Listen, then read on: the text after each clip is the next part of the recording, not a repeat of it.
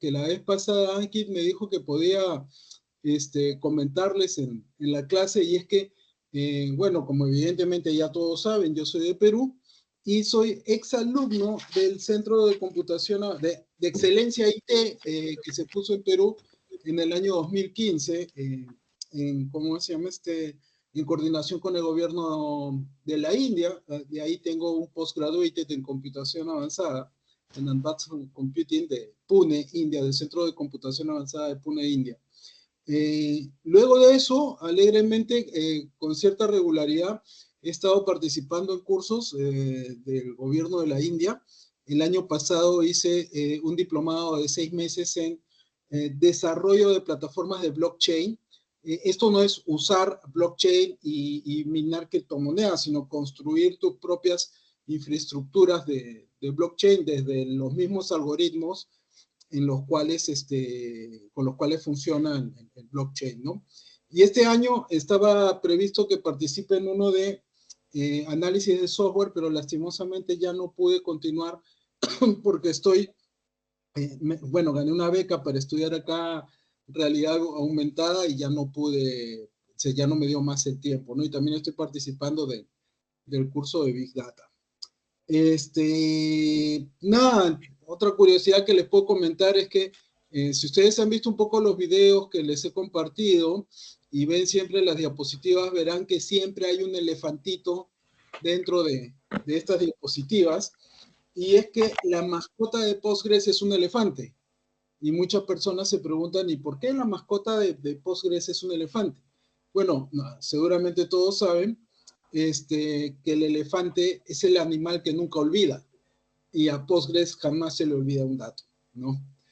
Sobre el tema de Big Data lo pueden conversar con Ankit. Ya el curso empezó, ya estamos por la 5ª sesión, si mal no me equivoco, y también son 10 sesiones, así que seguramente para una segunda vuelta del curso, o no sé si habrá una tercera, podrían participar, ¿no? Nada, bueno, vamos a empezar el curso de hoy. Como les comentaba al inicio, hoy día es feriado en Perú. Cuando he ingresado a la computadora me he dado cuenta que algunos compañeros han estado escribiendo, no he visto los correos, lo siento muchachos, ya los veré el día de mañana. Ok, pero espero que todos hayan podido montar ya su máquina virtual con todo lo necesario para poder trabajar, porque ahora sí vamos a utilizarla de manera más extensiva. Ok, entonces, ¿qué es lo que vamos a ver el día de hoy? El día de hoy vamos a empezar a acceder a Postgres. Ya la vez pasada montamos nuestro sistema operativo y montamos nuestro, ¿cómo se llama nuestro Postgres? Ok. Vamos a hablar un poquito del comando PSQL, que es el comando, yo diría, el más utilizado de todos los que existen para Postgres, porque básicamente es lo que nos permite ingresar a Postgres en una interfase de consola. ¿Ok? Vamos a hablar sobre creación de bases de datos y tablas, y un poquito sobre tipos de datos, que ese es un mundo bastante amplio en el mundo de Postgres. Entonces, vamos a empezar. ¿Ok? Y lo primero que vamos a hacer es que vamos a crear un usuario administrador para nuestro entorno. Y acá, si ustedes desean, pueden ir siguiendo las diapositivas, pero realmente más vamos a trabajar haciendo las cosas en vivo. Así que lo que yo les sugeriría es que a partir de este momento levanten todas sus máquinas virtuales y empecemos a trabajar en ellas, ¿no? Entonces, yo voy a dejar de compartir esta pantalla y ya me voy a compartir la pantalla de mi máquina virtual. ¿Ok? Bueno, acá está la pantalla de mi máquina virtual, el Ubuntu que levantamos la vez pasada. Y lo que voy a hacer es, voy a abrir una terminal. Acá tengo una terminal. ¿Ok? Y esto es lo que nosotros vamos a recibir cuando tengamos que administrar un servidor. Nuevamente, este tema de interfaces gráficas es bonito, pero consume demasiados recursos para las cosas que nosotros realmente podemos hacer desde la terminal. ¿Ok? Entonces, ya habíamos visto la vez pasada, de que si queríamos ver si estaba corriendo nuestro Postgres, podríamos correr este comando y deberíamos encontrar algo como lo que estamos viendo acá en estos instantes. Permítame que voy a acrecentar un poquito acá eso, ¿no? Deberíamos ver justamente que están corriendo los procesos del Postgres dentro de nuestro computador. Tengo otra sesión acá abierta que voy a cerrar. Ya está. Para que no me llene la pantalla. Vamos a limpiar. Algunos me escribieron y me preguntaron sobre el tema de Linux y esas cosas. Y yo les digo, bueno, no se preocupen por el tema de Linux. Vamos a irlo viendo poco a poco a lo largo de este curso. Siempre es bueno ver algunos videos, pero en realidad el curso es de Postgres más que de Linux, aunque van a darse cuenta que justamente una de las grandes ventajas que tiene Linux es que gracias al que corre, una de las grandes ventajas de Postgres es que gracias a que corre sobre Linux por, digamos, sistema operativo preferencial, podemos hacer muchas cosas más que si estuviéramos corriendo sobre un Windows. ¿Ok? Nada, entonces, nuestro Postgres está corriendo y les comentábamos la vez pasada que cuando nosotros corremos un Postgres, se genera pues un usuario Postgres que es el que está corriendo los procesos. Pero no solamente eso, ese usuario Postgres es el usuario administrador de nuestro sistema Postgres, ¿ok? Y de hecho es un usuario que, como ustedes verán, no solamente corre un servicio, sino que existe dentro de nuestro sistema operativo. Entonces, si yo quiero convertirme en usuario Postgres, puedo hacerlo a través del sudo su menos Postgres, ¿no? SU nos permite cambiar de usuario. ¿Ok? En este caso le estamos diciendo a nuestro sistema, conviértete en usuario Postgres. ¿Ok? Pero para nosotros ser usuario Postgres, Postgres tendría que tener un password, pero este es un tipo de usuario que realmente no tiene password. ¿Ok? Porque es un usuario para correr servicios. Sin embargo, como existe y si yo quisiera obviar el acceso especificando un password, un ratito voy a apagar los micrófonos de todos, por favor. Listo. Si yo quisiera convertirme en usuario Postgres siendo administrador, tengo que anteponer el comando sudo, que es el que me va a elevar los privilegios a administrador del sistema. Entonces, sudo su guión Postgres. El guión es para que cuando haga la conversión a ser ese usuario, acceda con toda la configuración del usuario en sí mismo. ¿Ok? Entonces, le doy Enter, me va a pedir mi clave de administrador y entramos y ya estamos como usuario Postgres. Entonces, el primer síntoma de que ya somos usuario Postgres es que vamos a ver que antes decía acá Ernesto @ curso PGSQL. Recordarán que mi máquina se llama curso PGSQL, pero ahora dice Postgres @ curso PGSQL. Si aún así me quedan mis dudas, recordarán que tengo el comando juamai, ¿ok? El famoso juami que nos ratifica que en este instante nosotros somos usuario Postgres, ¿ok? Luego, siempre es buena práctica que cuando nosotros nos convertimos de usuario, le preguntamos al sistema dónde es que estamos parados, o sea, en qué directorio, y para eso tenemos pwd que nos dice que está en barlib Postgres, ¿no? Ya sabemos que acá en barlib Postgres están básicamente todo lo que vendría a ser los archivos de nuestro propio Postgres, ¿ok? Listo, entonces, vamos a crear un usuario administrador. ¿Por qué vamos a crear un usuario administrador? Porque lo que queremos es usar el sistema lo más natural a cuando nosotros trabajemos en un ambiente de producción usando un Postgres. Y nadie va a trabajar en un ambiente de producción con el usuario Postgres porque, vamos a ponerlo así, tiene demasiados permisos y podría estar creando falsos positivos en todo lo que yo estoy trabajando. Así que vamos a crear nuestro usuario administrador. Y tenemos dos formas de hacerlo. La primera es crearlo por comandos SQL. Dentro de un ratito vamos a hablar qué cosa es un comando SQL. Pero como en estos momentos, perdón, eso lo vamos a ver en la próxima clase, si mal no me equivoco. ¿Ok? Pero como ahorita no vamos a entrar a detallar eso, sino lo vamos a ver cuando estemos nosotros hablando de accesos y roles. Vamos a usar un abreviador, por decirlo así, que nos permite Postgres, después de esa instalación que nos ayuda a crear usuarios, entornos de base de datos y diferentes cosas. Y eso es el famoso create. Entonces nosotros tenemos tres diferentes tipos de create. Create User para crear usuarios, Create DB para crear bases de datos y Create Lang para poder crear lenguajes de programación dentro de Postgres. Eso lo vamos a ver en las últimas clases, pero Postgres es tan versátil que yo puedo tener diferentes lenguajes de programación para hacer mis funciones dentro de Postgres. Pero bueno, en este caso vamos a crear nosotros un usuario. ¿Y cuál es el comando para crear entonces el usuario? Como lo dice su nombre, es Create User. Ok, voy a ampliar un poquito el tamaño de la letra. Ok, y como estamos como usuario administrador, no necesitamos identificarnos. De hecho, cuando estamos como usuario Postgres, podemos hacer casi cualquier cosa que nosotros deseemos con la base de datos. Ok, por lo cual, evidentemente, nadie te va a dar acceso directo físico al servidor, porque tenemos que resguardar algunos permisos o accesos. Darte acceso físico ya es un problema, normalmente te dan un acceso remoto, ¿no?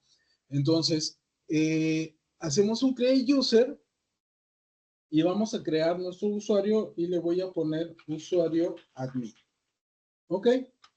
Entonces, este va a ser mi usuario administrador de la base de datos. ¿Ok? Si yo ahorita le doy create, solamente create user, usuario admin, lo que va a hacer es crearnos un usuario. ¿Ok? Pero un usuario convencional. Y lo que nosotros queremos es crear un usuario super administrador del sistema. Entonces, para eso vamos a darle, digamos, la opción -S. Con la opción -S minúscula, por favor, tomen en cuenta que siempre en Linux y en todo Unix en general o todo sistema con un espíritu Unix, las mayúsculas y las minúsculas crean diferentes efectos, ¿ok? Entonces, con -S minúscula le estamos diciendo al sistema de que estamos creando un usuario super admin, ¿ok? Cosa contrario si es que nosotros le damos con S mayúscula. Si le damos con S mayúscula, es el efecto de no haberle dado el -S. Porque lo que nos va a hacer es crear un usuario que no va a ser un usuario superadmin, sino un usuario convencional. Y lo que nosotros queremos es que nos cree un usuario superadmin. Y luego le vamos a dar otra opción más, -P mayúscula. ¿Para qué? Para que al momento que nosotros creemos ese usuario, ¿ok? Nos pida un password para ese usuario. Ahora, acuérdense de una cosa, estamos creando un usuario para la base de datos, no es un usuario para el sistema. Es decir, este usuario admin no les va a servir para loguearse a su sistema operativo, a su Linux, sino solamente para poder acceder a la base de datos. ¿Ok? Entonces, le damos -S minúscula, -P mayúscula y nos va a pedir un password para este rol. Denle, por favor, un password que ustedes se acuerden, no le vayan a dar un password que luego se olviden. ¿Ok?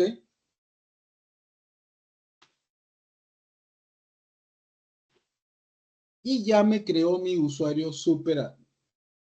¿Ok? Pero en estos momentos todavía este usuario no es posible de utilizarse. ¿Por qué? Porque básicamente no hemos configurado el tipo de acceso que vamos a manejar en nuestro servidor.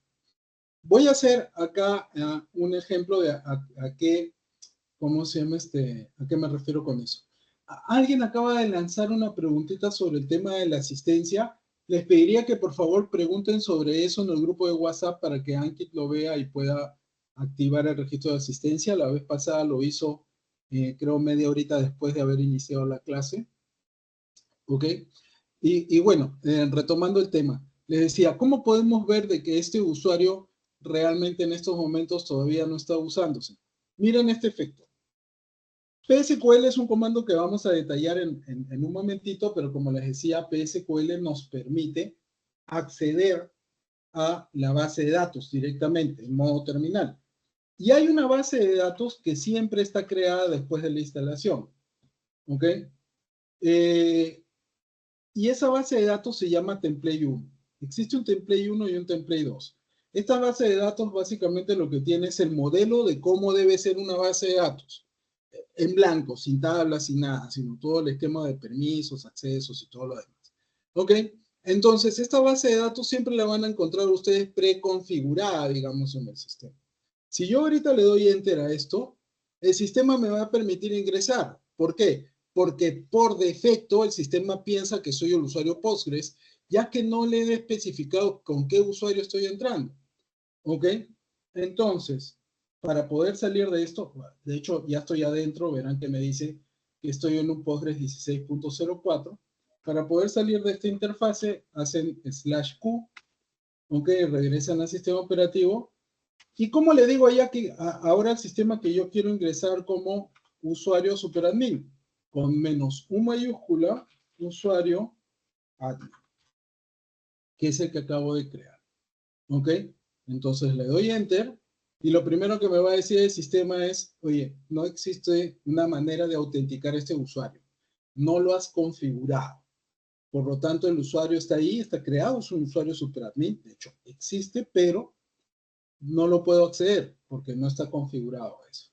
Para eso vamos a modificar unos archivitos de configuración principal en el sistema que les comentaba la vez pasada que después de haber hecho una instalación había dos archivos de configuración que básicamente son de materia recurrente de revisión y cambio y que todos los archivos de configuración siempre los van a encontrar en el directorio etc, en este caso dentro de Postgres 16 main, ¿ok? Y acá vamos a encontrar un archivo que se llama pghba.com. Este es el archivo en el cual nosotros configuramos los accesos de manera genérica. No son accesos a nivel de detalle, sino a reglas genéricas de poder acceder a la base de datos. Antes de continuar, acabo de ver algunos mensajes en los cuales mencionan que todavía los que no son de UNAJUR no pueden entrar al campo, al campus. Por favor, hablen con Ankit para que les ayude a crear los usuarios. Ayer mandó un mensaje diciendo de que ya lo iban a hacer. Entiendo que esto puede demorar un poquito. Hay más de 230 personas inscritas en el curso, si mal no me equivoco. Entonces seguramente esto les tomará algo de tiempo. Pero no se preocupen, los videos y el material lo estoy pasando yo siempre por el grupo de WhatsApp, como ya pueden haberlo visto. Bueno, vamos a retornar al tema. Entonces, tengo este archivo de configuración en el cual yo tengo que, de alguna manera, configurar mis accesos generales al sistema. Para poder yo editar un archivo en Linux, existen múltiples editores, pero en consola, digamos, si ustedes ingresan, van a ver algo así, olvídense de los botoncitos y estas cosas. Si ingresan de manera remota, desde un Windows a un Linux, van a ver una pantalla solamente de texto. Si ustedes ven algo así y yo les digo, bueno, hay un editor para poder modificar estos archivos, existen múltiples. Deben haber escuchado hablar a lo mejor en algún momento de VI, de Emacs, de Pico, MSEdit, y hay uno que siempre viene por defecto en Linux que se llama Nano, que es muy pequeñito pero muy eficiente.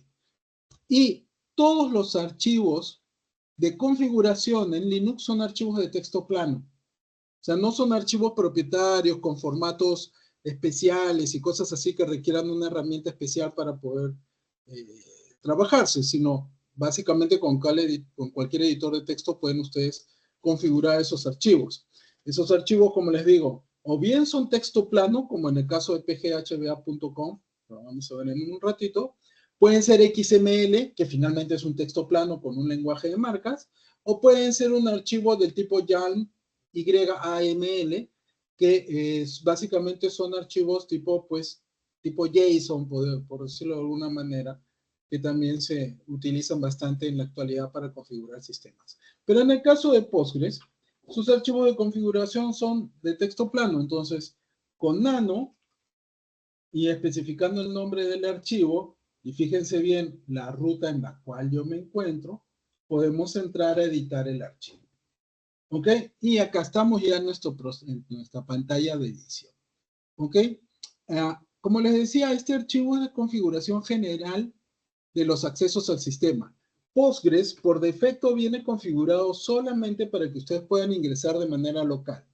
Es decir, de manera remota, nadie puede conectarse a la base de datos. No estoy hablando del servidor, estoy hablando de la base de datos. Entonces, de esa manera, Postgres, de alguna manera, por decirlo de alguna forma, lo que nos obliga es a que nosotros modifiquemos nuestras configuraciones para estar seguros de que queremos dar acceso a usuarios fuera del entorno local de nuestro servidor. Y eso se hace dentro de este archivo, ¿no? Permítanme, siempre personas esperando en la sala, ¿ok? Y para eso vamos a bajar. Se mueven con las teclas de desplazamiento nada más del cursor, ¿ok? Y van a llegar a esta parte de la configuración.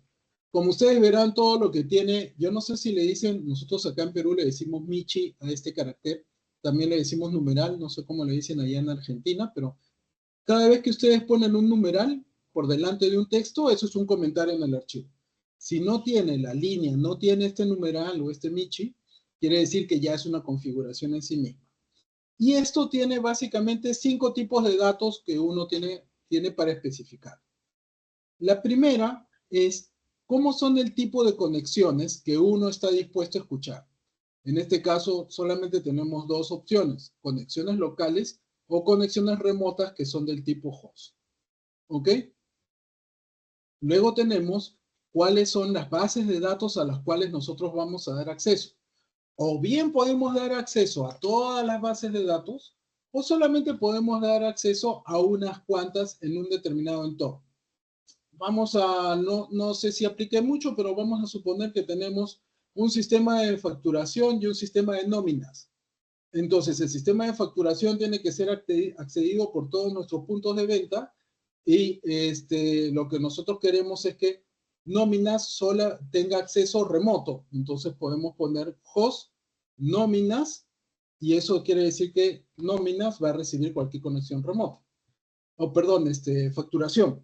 Y nóminas a lo mejor nos conviene tenerla solamente de manera local, porque ahí están los sueldos de todos los trabajadores. Entonces nosotros ponemos local, sueldos, o nóminas, perdón, y eso quiere decir que nóminas solamente va a aceptar conexiones locales. Este archivo de configuración lo vamos a estudiar más, cómo se llama más adelante cuando veamos el tema de accesos y roles. ¿Ok? Luego, podemos especificar accesos no solamente del tipo local o remoto a una base de datos o a todas, sino también a un usuario o a diferentes usuarios. ¿Ok? En este caso, como ustedes verán, están especificados que los accesos son para todos los usuarios configurados dentro de la base de datos. Si nosotros queremos crear un acceso específico para un usuario, por decir que a lo mejor sí, pues nóminas va a ser accedido en remoto, pero solamente por el usuario contador. Entonces nosotros podemos poner acá host nóminas contador y este va a ser el único usuario que va a poder acceder de manera remota a la base de datos nóminas. ¿Ok? El cuarto valor o la cuarta columna es la dirección desde la cual nosotros nos estamos conectando. En este caso, vamos a trabajar solamente con direcciones locales, ¿ok? Para este curso, pero si nosotros estamos en una red, nosotros podemos especificar conexiones, ¿ok? Desde una dirección específica o desde un rango de conexión de direcciones específicas. Evidentemente estamos hablando de direcciones IP. Y en este caso, como verán ustedes, por la forma en que está construida la dirección, es una IP versión 4. Sin embargo, también tenemos configuración para IP versión 6.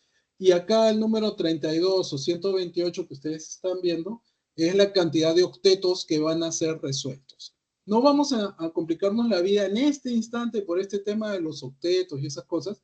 Cuando veamos accesos vamos a hablar un poquito más de eso. Pero sí sería bueno de que vayan leyendo un poquito sobre el protocolo TCP/IP. Un poquito, lo básico de entender cómo funciona el protocolo. Y la quinta columna es el método de acceso que vamos a usar. Cuando nosotros hablamos de un acceso peer, estamos diciendo que es un acceso totalmente de confianza. Es decir, esa persona ingresó al sistema y como ingresó al sistema, o sea, el sistema operativo ya debería poder ingresar a la base de datos. Pero como eso es muy peligroso, ¿ok? Lo que nosotros vamos a hacer para los usuarios locales, porque ahorita vamos a trabajar con usuarios locales, es especificar que vamos a pedir siempre uy, me equivoqué. Vamos a pedir siempre un password para esos usuarios. No se preocupen de que cuadre todo en la misma columna o si hay tabs de separación, espacios en blanco, no. Postgres es lo suficientemente inteligente mientras encuentre un espacio de separación entre una y otra columna, él ya puede resolver lo que se haya escrito ahí. ¿Ok? Y bueno, en el método existen MD5, peer, password, SHA-256, como pueden ver ahí, y Kerberos y cosas por el estilo. Ahorita no se preocupen mucho de eso, simplemente cambiemos de peer a password ese parámetro. ¿Ok? Y una vez que hayan hecho eso, presionamos Control X, nos va a decir, oye, ha modificado el archivo, ¿ok? ¿Quieres guardar ese cambio? Sí. Me va a decir cómo se va a llamar el nombre del archivo, no quiero cambiarle el nombre, simplemente presiono Enter y con eso ya cambié mi archivo. Un comando interesante de Linux que les puede servir es el comando cat. El comando cat con el nombre de un archivo lo que nos permite es ver en la pantalla todo el contenido de ese archivo. Si el archivo es pequeño, razonablemente leíble, digamos en una pantallita de este tamaño, vale la pena usarlo. Si no, es un poco complicado porque pueden ser muchas líneas de código. ¿Ok? Entonces, siguen entrando compañeros, por eso a veces me demoro un poquito. Vamos a darle cat. Y como verán, justamente en la línea donde decía peer, ahora dice password. Entonces grabé bien mi archivo. ¿Ok? Y nos falta un último paso. Cada vez que nosotros cambiemos una configuración de acceso, tenemos que recargar el sistema. ¿Ok? Existen básicamente dos maneras de recargar un sistema. Podemos hacer un restart o podemos hacer un reload. Cuando nosotros hacemos un restart, el servidor se apaga, el servicio se baja totalmente y se vuelve a levantar, que en ese momento toma todas las nuevas configuraciones que puedan existir. Si nosotros hacemos un reload, lo único que hacemos es que el sistema recarga esas variables de configuración, pero no se detiene, sigue trabajando. ¿Ok? Nos conviene más usar restart o reload, depende de lo que estemos haciendo.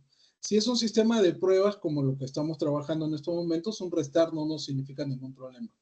Pero si estamos en un sistema de producción y añadimos una nueva configuración y hacemos un restart, todas las aplicaciones conectadas a la base de datos van a perder la conexión y vamos a comenzar a tener errores en nuestra aplicación.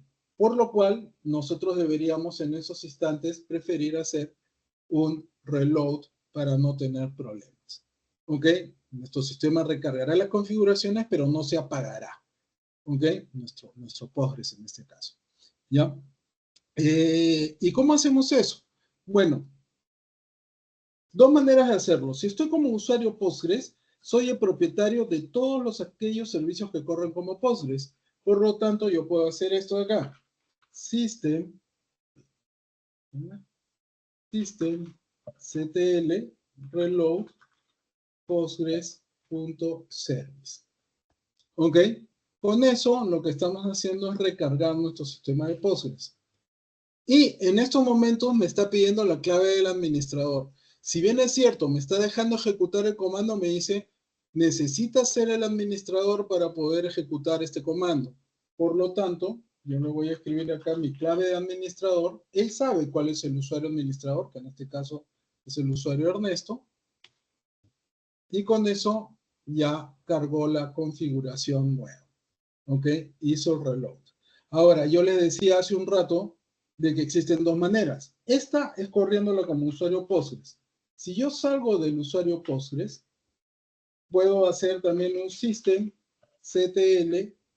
reload postgres.service, ¿ok?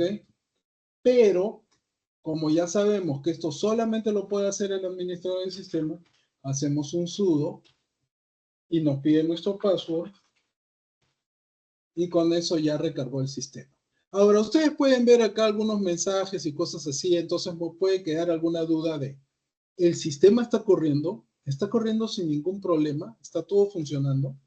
Entonces, para poder saber si mi sistema está corriendo bien, yo escribo acá status y acá me va a decir cuál es el estado de nuestra base de datos o de nuestro servicio de base de datos, porque este systemctl es para muchos tipos de servicios, ¿ok?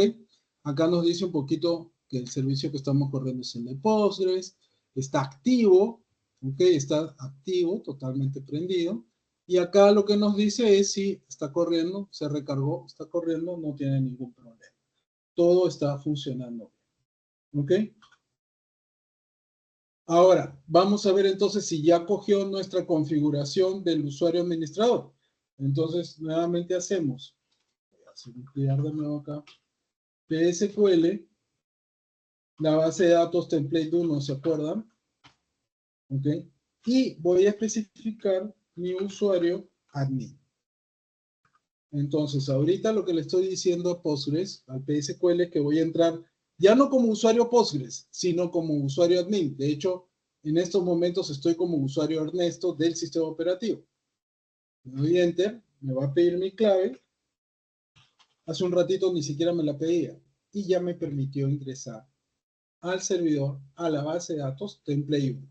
A diferencia de algunos otros motores de base de datos donde yo puedo entrar sin especificar base de datos y luego moverme entre las diferentes bases de datos, en el caso de Postgres, esto no se puede hacer, siempre tenemos que especificar a qué base de datos queremos nosotros conectarnos. No sé si hasta ahí tienen alguna pregunta. Bueno, Franco preguntaba sobre el archivo pghba.com, sí, es con nano por delante, ¿ok?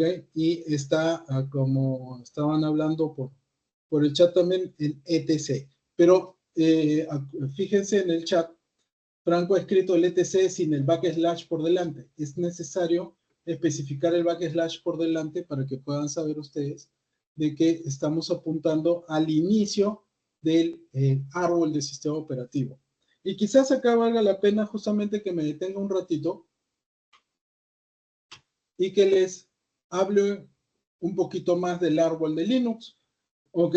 Y para eso vamos a instalar un aplicativo que por lo menos a mí, desde que empecé a trabajar con Linux, nunca me he separado de él porque me ayuda muchísimo en consola. Y ese aplicativo es MC, Midnight Commander. Para aquellos que piden ya canas, así como yo, recordarán los Norton Utilities en Windows. Desde la época del DOS existía un comando, justamente Midnight Commander, que nos permitía movernos fácilmente por nuestro sistema operativo en modo consola. Entonces vamos a hacer la instalación de ese MC y para eso ya sabemos que solamente puede instalar paquetes el administrador, por lo tanto voy a usar sudo apt install.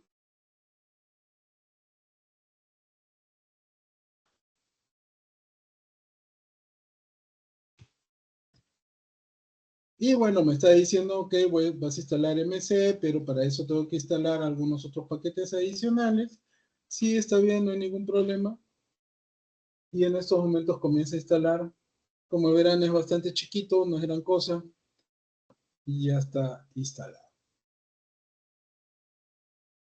Entonces, si ustedes quieren ejecutar este comando, MC. Y acá tenemos básicamente dos pantallitas en donde podemos ver los árboles o el árbol de directorios del sistema. En estos momentos estamos dentro del directorio del usuario Ernesto, pero si yo subo de nivel, me voy arribita y le doy sobre los dos puntos, subo un nivel más, ya estoy en el directorio home, subo un nivel más y ya estoy en el raíz del sistema. Como verán, ya no hay más de 2 puntitos porque ya no hay nada más arriba. ¿Ok? ¿Por qué porque para poder hacer la instalación del MC, Julieta pregunta por qué el usuario Postgres me pide la contraseña para poder ingresar a hacer la instalación del MC. Fíjate que yo lo he hecho como usuario Ernesto. ¿Ves acá abajito?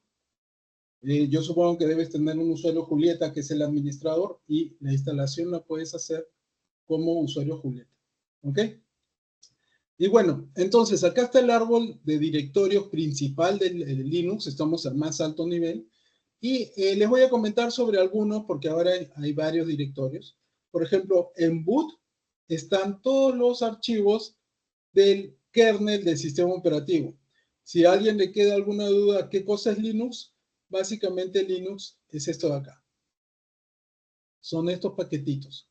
Esos son los paquetitos básicos para que funcione Linux. Acuérdense que Linux es un kernel de un sistema operativo, o sea, es la interfase que nos permite conversar con el hardware de nuestra máquina. Y que sobre Linux está el sistema GNU, que es el sistema de interfase de comandos con el cual nosotros podemos darle órdenes al kernel. ¿Ok?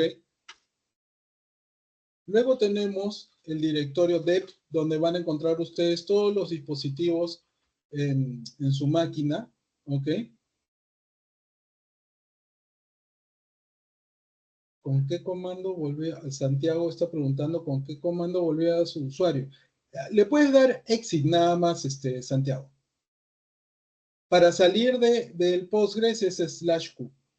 Sí. O sea, permítanme, voy a hacer un ligero stop acá. Okay. Si tú estás en estos momentos, si tú estás acá como usuario Postgres y quieres regresar a ser tu usuario Santiago, supongo, simplemente le das exit y ya eres nuevamente Santiago. Si tú estás dentro de la base de datos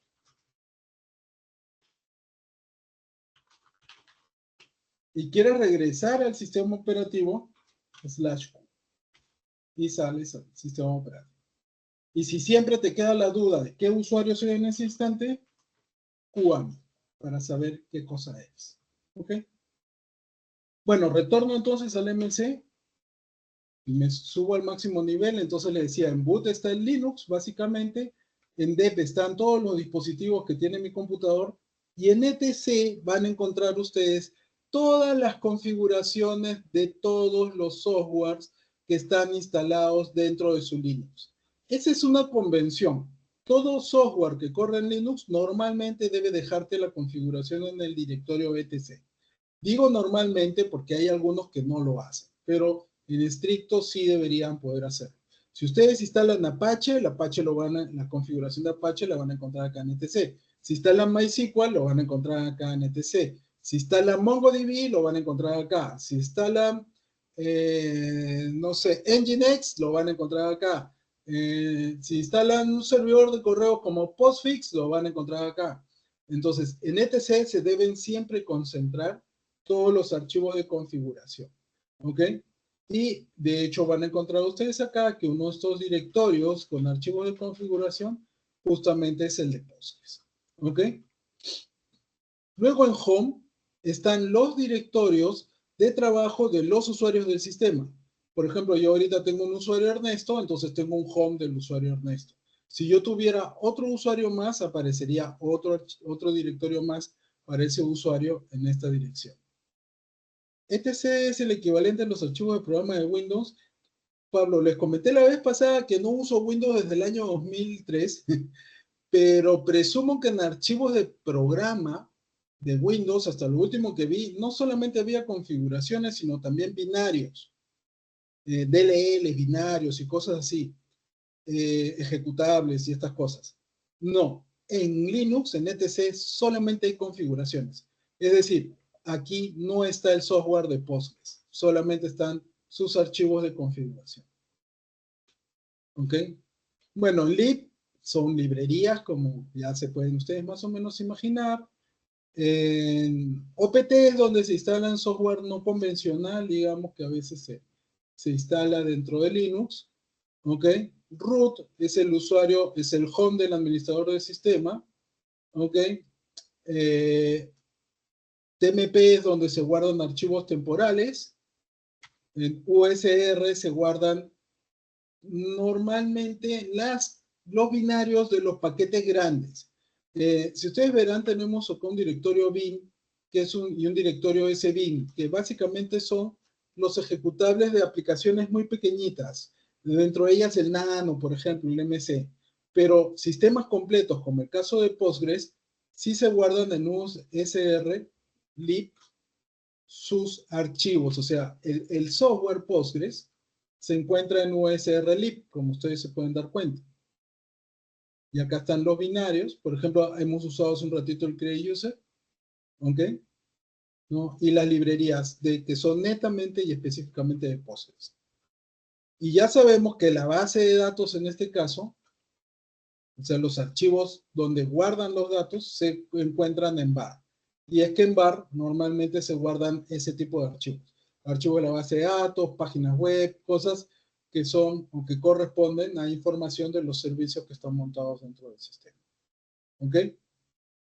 De hecho, en barlib Postgres, como ya sabemos,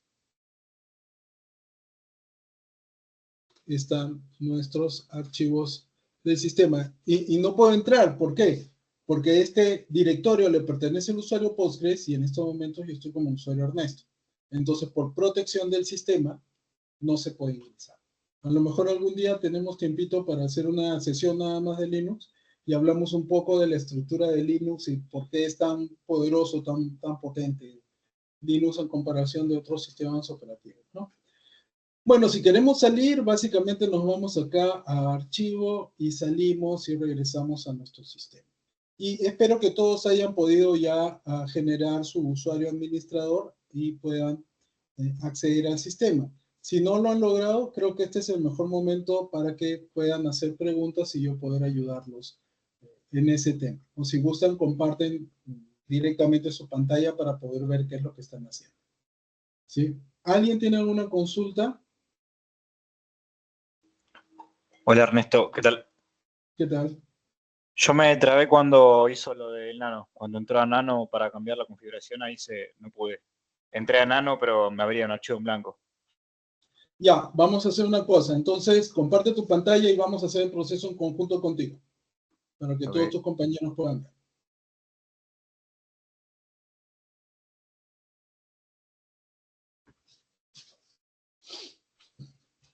Ahí se ve. Espera un ratito, que a veces demora unos segundos. Ya. Ok. Entonces, el primer paso que habías dado estaba bien porque primero conviértete en usuario Postgres. Eh,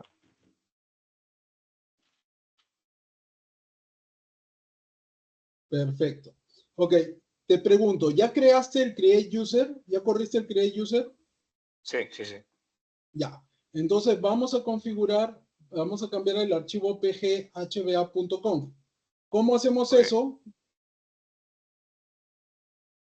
Nano. Tengo que entrar al directorio, ¿se ve?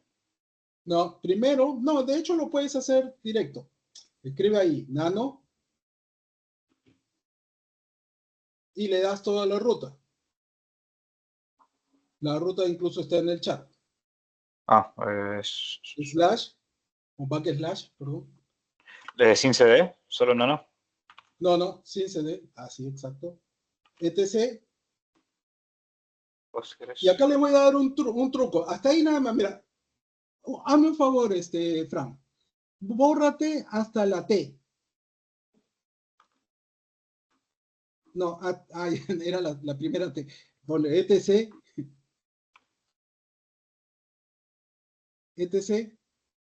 slash, ahí a NC, slash. POST, nada más.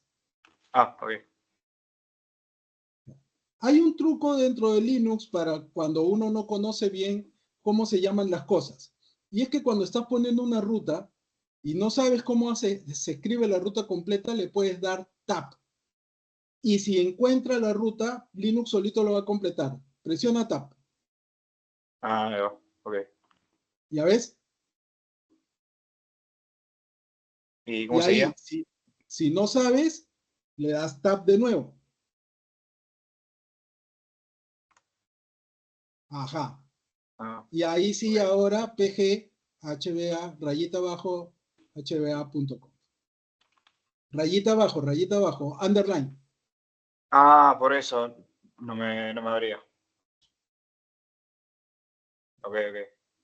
Ya, dale, dale, hagamos la configuración, termínala.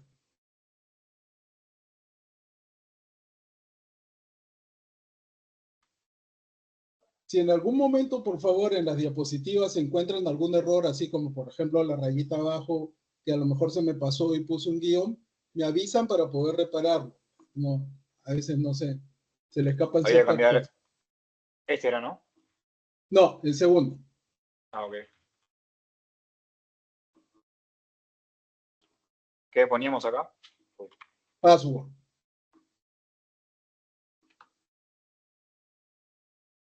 La palabra password,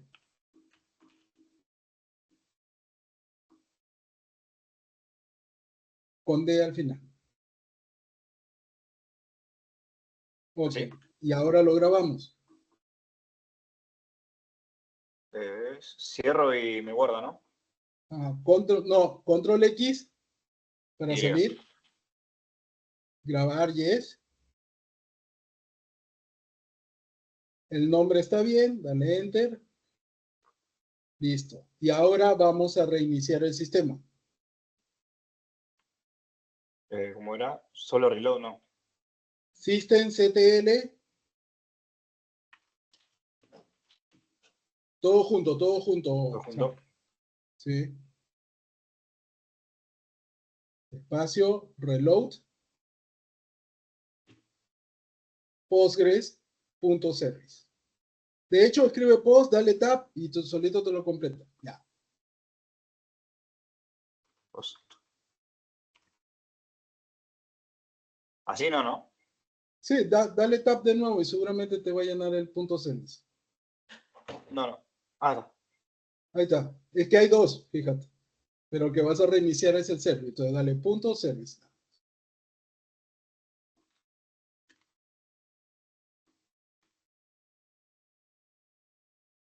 Ahí está bien. Dale, escribe punto service. Ya. Dale enter. Ah, ok. Tu clave de administrador. Y ahora verificamos que todo está corriendo bien. ¿Cómo verificas? Eh, con PCaux, no, no. No. Systemctl status. Ah, ok.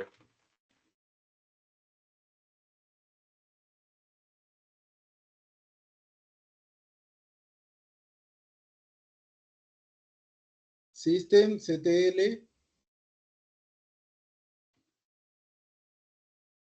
No, todo junto. Ah, perdón. Espacio, status, Postgres Service.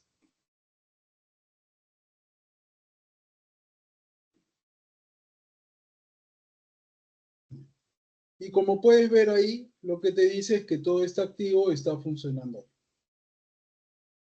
¿Ok? Entonces, ¿quieres salir de ahí? Control C. Listo. Regresa a tu usuario normal. Era Exit, Exit. ¿no? Exit. Y conéctate a la base de datos. ¿Cómo era? PSQL, Template, ¿no? template 1, menos U mayúscula, Ah, mayúscula. Frank, perfecto, y el nombre de tu usuario. De. Del usuario administrador de base de datos que has creado. No tu usuario, sino el usuario Claro, administrador. sí, sí, sí. ¿Creaste el usuario admin? Sí, no me acuerdo qué le puse. Bueno, esa es una de las primeras cosas que les decía. No se vayan a olvidar del Claro. password que le han puesto a sus usuarios.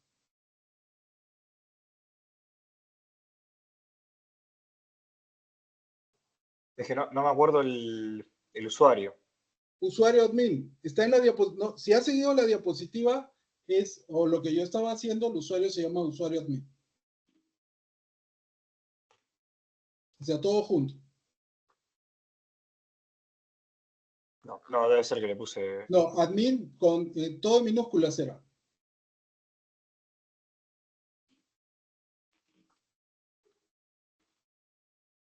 Oh, Y es PSQL. Estás escribiendo P1, PS1L.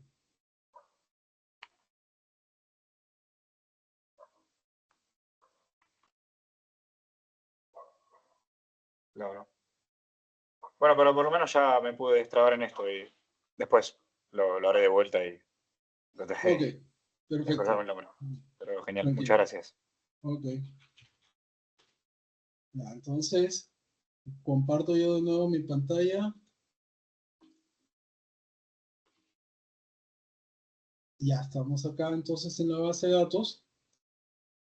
Y bueno, ya empezamos a trabajar con el comando, como les decía, más utilizado de de Postgres, que es el PSQL. Laura está preguntándole, Ernesto, entré tarde a esta clase, ¿van siguiendo las diapositivas paso a paso? No, sí, básicamente sí. Eh, algo que me pasa, les voy comentando, es que yo soy bien ocioso para escribir, así que hago las diapositivas, pero hablo más en las clases de las cosas que se pueden hacer de lo que está en las diapositivas. Por eso, en recomendación, siempre vean los videos en caso de que no puedan asistir a alguna clase. Ok, bueno, tenemos entonces, ¿cómo se llama el comando PSQL? Y PSQL tiene muchos, por decirlo así, formas de operar o de trabajar. Tantas que incluye su propia ayuda, tanto cuando lo uso externamente, cuando lo uso internamente. Entonces, si yo quisiera ver todas las cosas que puedo hacer con PSQL, escribo --help y me va a soltar todas las cosas que puedo hacer, ¿no? Normalmente lo que nos dice es, oye, puedes ingresar a una base de datos con ciertas opciones, con cierto tipo de usuario, ¿no? Pero puedo correr comandos de manera externa, puedo pedir información de manera externa y cosas por el estilo. Por ejemplo, una de las cosas que puedo hacer desde PSQL de manera externa es pedir cuáles son las bases de datos que están creadas dentro de mi servidor. Y para eso hago un PSQL-L. Y obviamente, como voy a pedir una información propia del servidor, tengo que usar un usuario administrador. Ok, en este caso voy a usar mi usuario admin, me va a pedir mi password y acá me está listando, estas son las bases de datos que tienes ahorita en tu base de datos corriendo, en tu entorno, en tu servidor. Ok, seguramente ustedes verán verán Postgres, Template 0 y Template 1. ¿Ok? No van a ver diapos porque diapos la he creado yo justamente para el material que vamos a realizar el día de hoy. Pero como mínimo deberían poder ver estas tres bases de datos. Entonces, como verán, ya podemos pedir un poquito de información de manera externa, pero siempre vamos a tener que usar un usuario para poder solicitar esta información. Y en este caso estamos usando el usuario admin, que es superusuario en el sistema.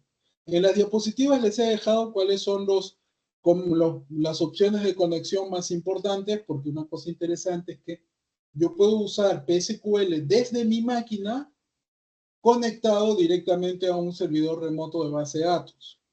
No necesito entrar al sistema operativo para de ahí conectarme a la base de datos, sino lo puedo hacer desde mi escritorio de manera remota hacia esa base de datos. ¿Ok? Ahora, eso yo lo puedo hacer, eso es muy natural en Linux, ¿ok? Lo que yo no sé si es que eso se puede hacer de esa manera natural en Windows. Por eso yo le recomendaría que dado que el entorno profesional de Postgres es en Linux, siempre pensar en trabajar Postgres en Linux y no en Windows. Ahí sí realmente tenemos muchas limitaciones propias del mismo sistema operativo, ¿no? Y eso pues es a veces un poco incómodo para poder trabajar con la base de datos.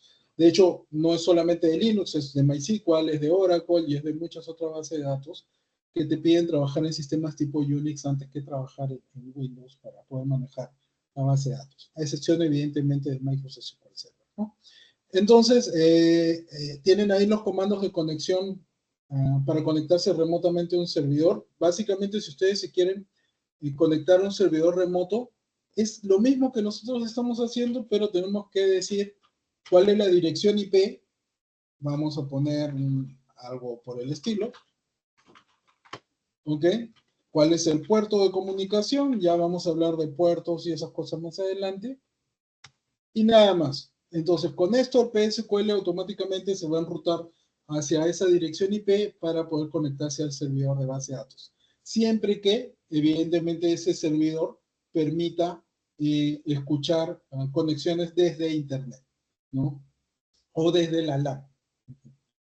Julieta pregunta si en Mac se puede, en Mac OS se podría. Sí, de hecho, creo que es algo bastante popular. Mac OS está basado en un sistema Unix libre que se llama FreeBSD. Entonces, realmente Mac por debajo es un Unix. Solamente que vas a tener que instalar algunos software adicionales que te permiten acceder a la consola en Mac para poder conectarte de manera remota a un servidor. ¿Ok? Pero como verán, realmente Unix es la base fundamental de la informática moderna. Todos los sistemas operativos modernos se basan en Unix, incluido el mismo Windows, ¿no? De hecho, ahora Windows tiene un kernel de Linux para funcionar, así que ojalá en algún momento ya todos estemos usando Linux de manera natural. Bueno, vamos a seguir avanzando y vamos a entrar entonces a nuestra base de datos.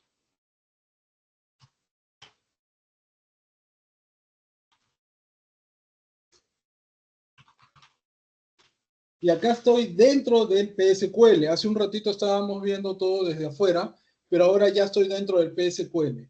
¿Y qué cosas puedo hacer con el PSQL? Bueno, acá también tengo un help. Perdón, es con el signo de...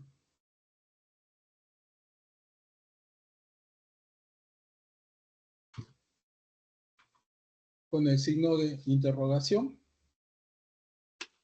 Y acá está todo el help de las cosas que podemos hacer con el PSQL desde adentro.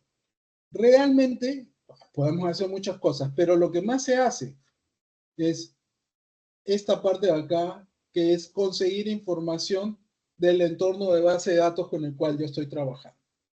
¿Ok? Entonces, uno puede pedir mucha información con esos operadores que estamos viendo en pantalla, que funcionan de una manera muy sencilla. Si yo quiero ver la relación de tablas, escribo /d y esto me va a mostrar la relación de tablas. En estos momentos no tengo tablas, por eso no me muestra nada, ¿no? ¿Ok? Pero con eso yo podría pedir las tablas. Y si quiero ver la estructura de una tabla, cómo está hecha esa tabla, básicamente es algo así.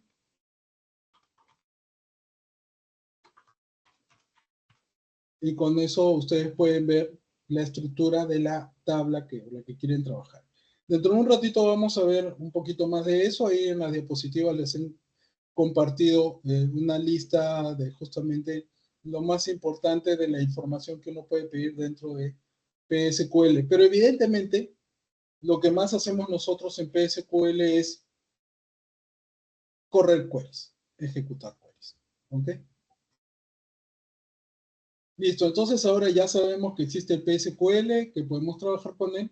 Voy a regresar un ratito a las diapositivas porque ahora vamos a hablar de cómo se organiza la información dentro de Postgres. Y me voy a modo presentación, voy a compartir ahora.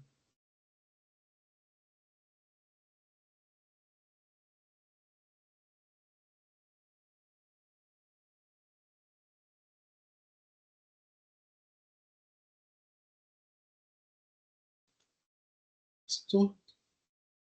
Y ya está. Ok. Algunos conceptos. Ok. Evidentemente Postgres tiene que correr en un servidor. ¿Ok? Así que digamos que ese va a ser nuestro primer nivel de contenedor. Ese servidor o bien puede estar on-premise, que es en nuestro data center, al lado nuestro, una computadora, o puede estar en la nube, una máquina virtual probablemente en la nube, un VPS o un bare metal que está corriendo en algún proveedor de nube, ¿no? O una de estas instancias S2 en Amazon, o cosas por el estilo en Azure, en IBM, ¿no? En GCP también, ¿ok? Pero lo que necesitamos es un hardware.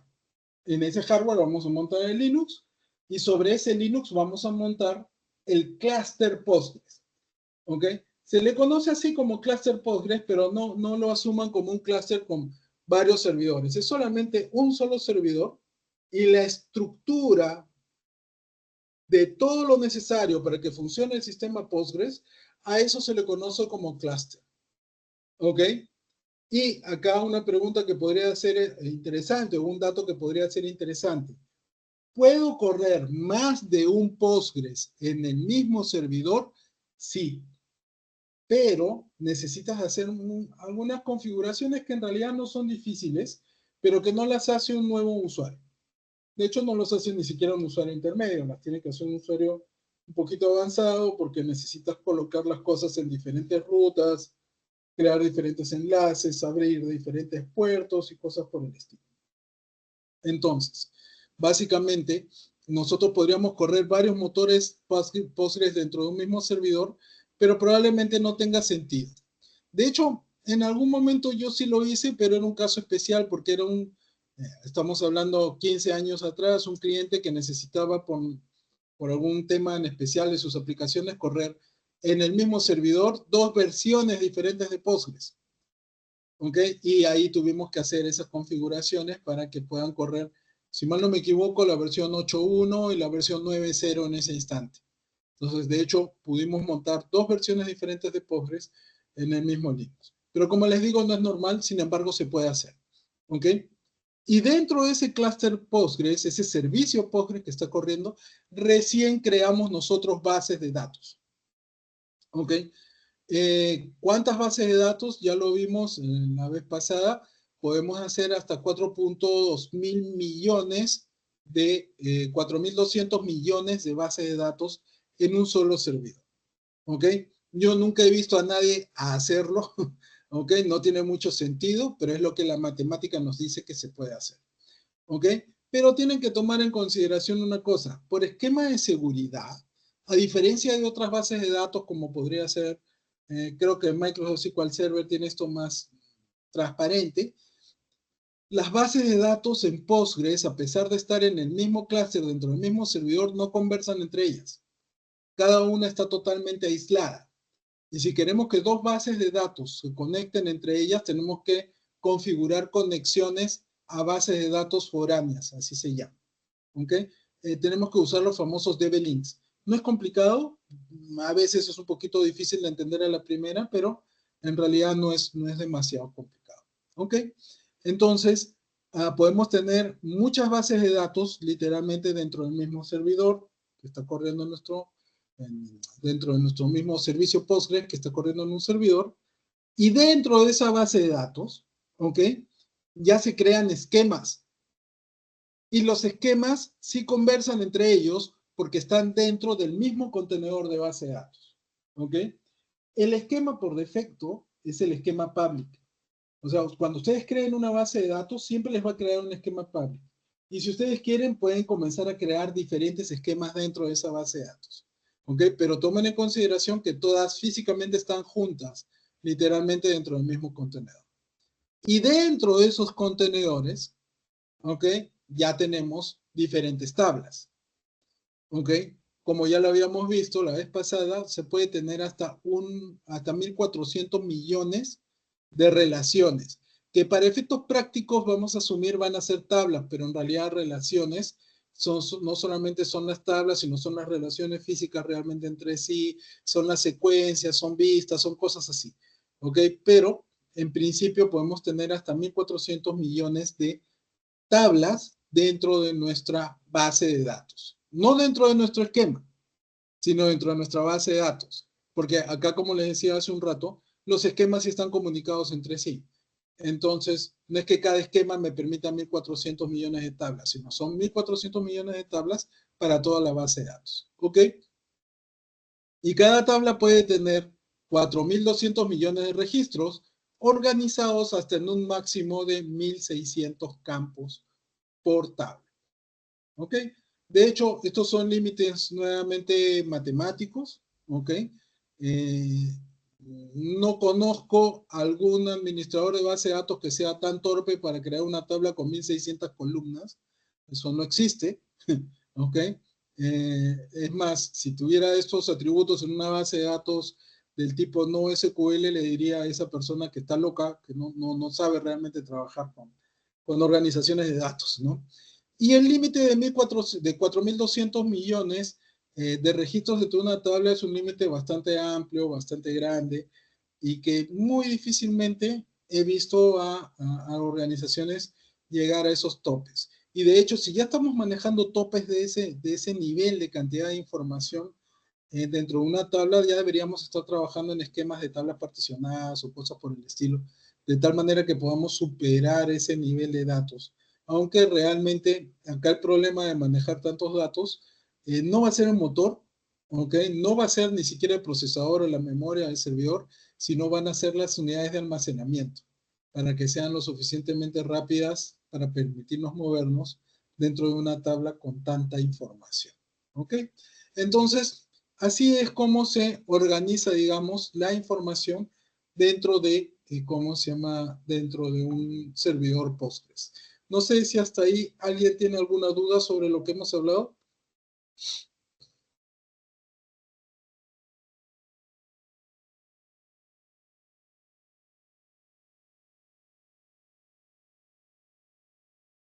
Todo bien, dice. Se estaba viendo si es que había mandado algún mensaje. Así ya Ankit, por si acaso, envió al grupo de WhatsApp el enlace para poder registrar la asistencia. Ok, entonces vamos a continuar avanzando y vamos a entrar entonces nuevamente a nuestro servidor porque ya vamos a crear bases de datos. Ok, entonces nuevamente dejo de compartir acá las diapositivas y me voy a compartir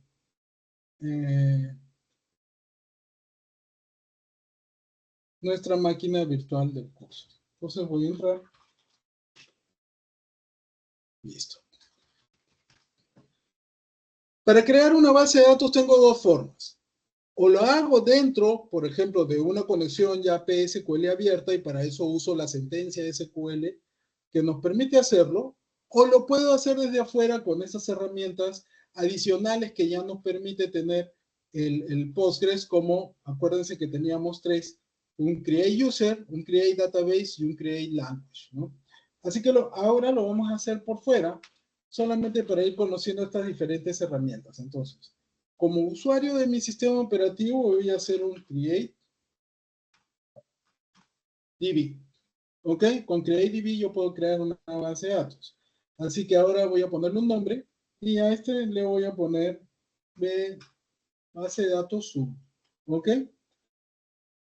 Pero tenemos que especificarle un usuario. O sea, alguien tiene que ser el que va a crear esta base de datos. Y en este caso va a ser nuestro usuario administrador.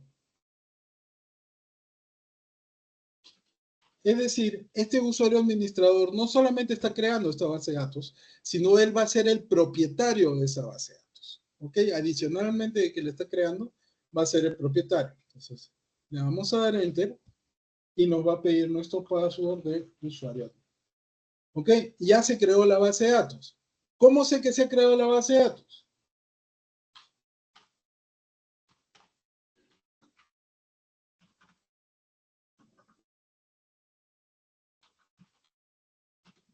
Y ahora me aparece, hace un ratito esto no aparecía, ahora aparece que ya hemos creado nuestra base de datos 1 y que además el dueño de esa base de datos, a diferencia de las otras que vamos a ver ahí, es usuario admin. ¿Ok?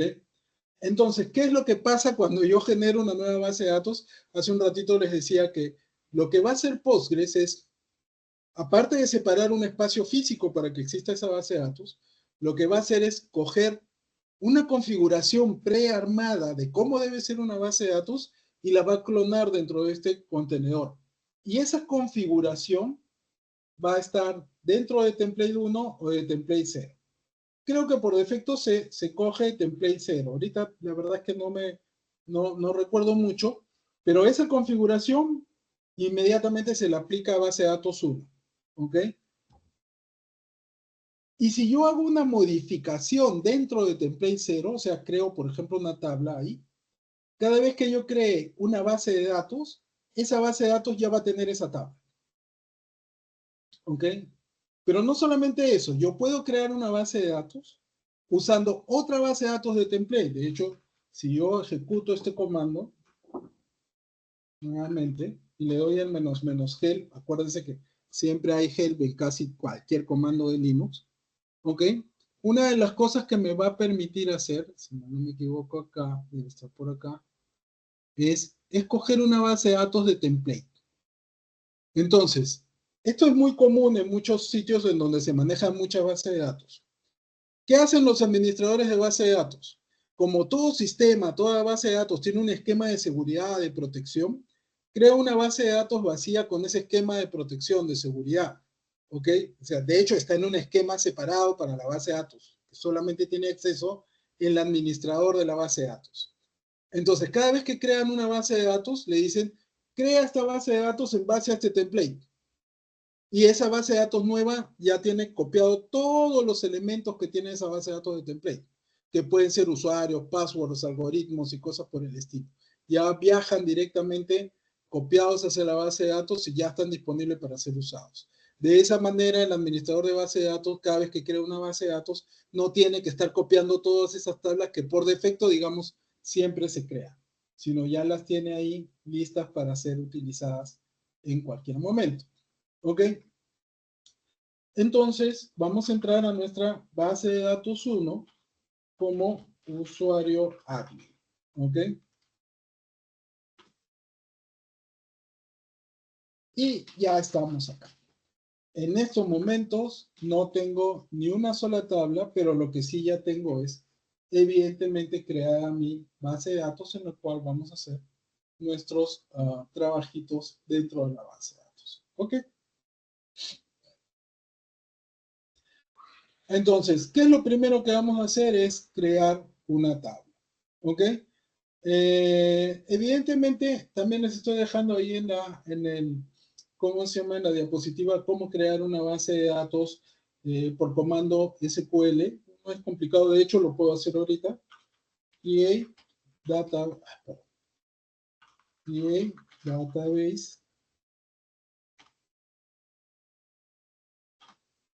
base de datos 2.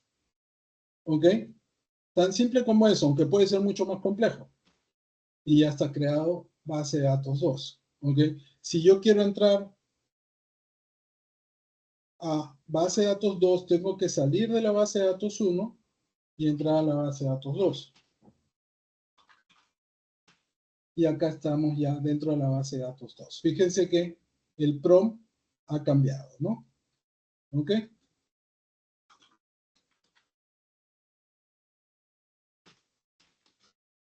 Listo. Ahí también les estoy dejando el enlace ¿cómo se llama? A toda la sintaxis de creación de base de datos a través de SQL. Y acá, un paréntesis. Regularmente, cada vez que doy un curso, y he dado muchísimos, siempre me preguntan, un buen libro de Postgres para aprender Postgres.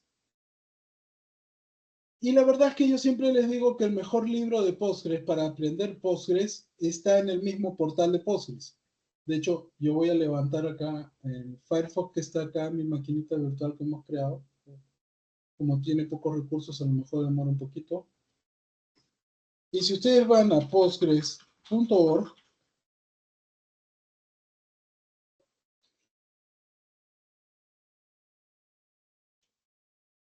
van a encontrar la documentación y van a encontrar la documentación desde la versión 12 hasta la versión 17, que es la actual.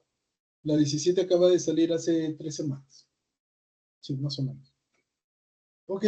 Y de hecho, con un poquito más de paciencia pueden ir a las versiones más antiguas, pero acá está todo, muchachos.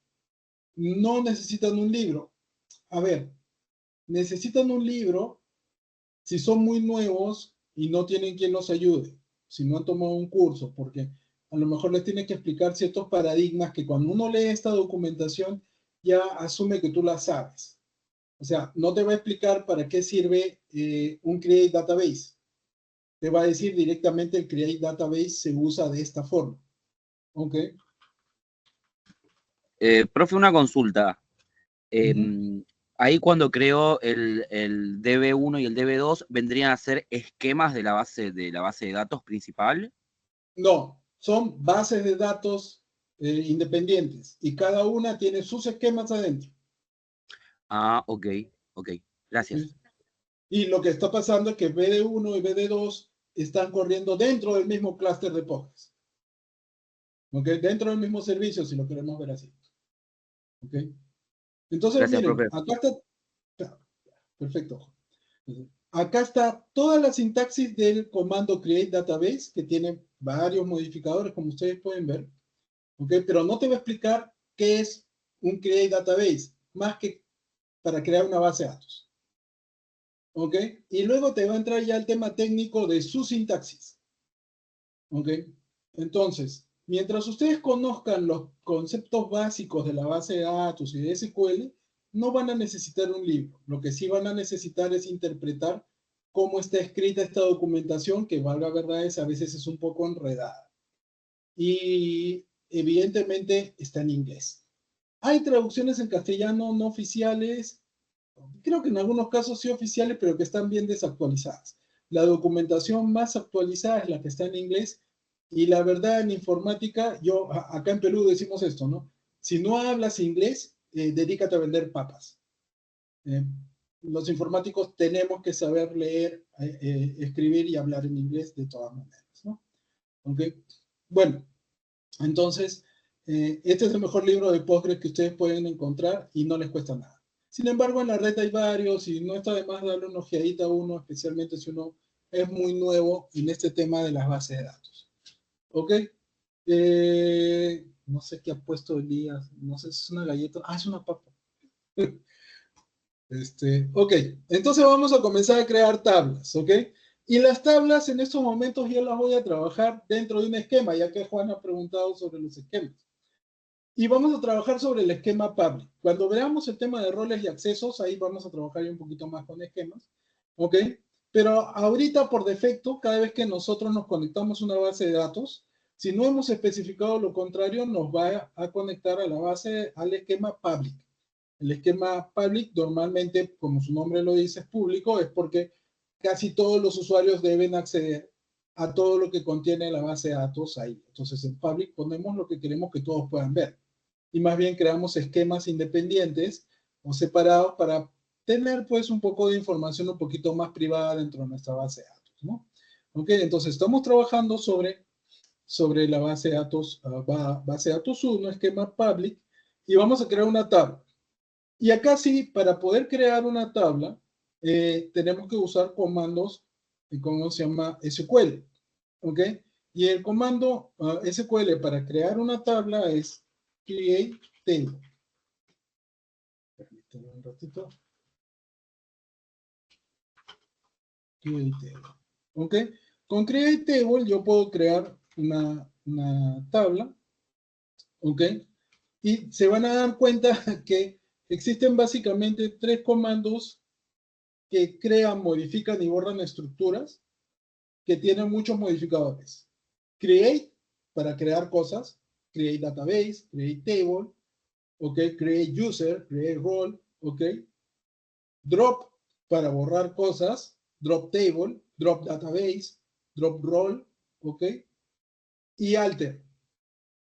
Alter table, alter database, alter user, alter index, diferentes elementos. O sea, tenemos esos tres.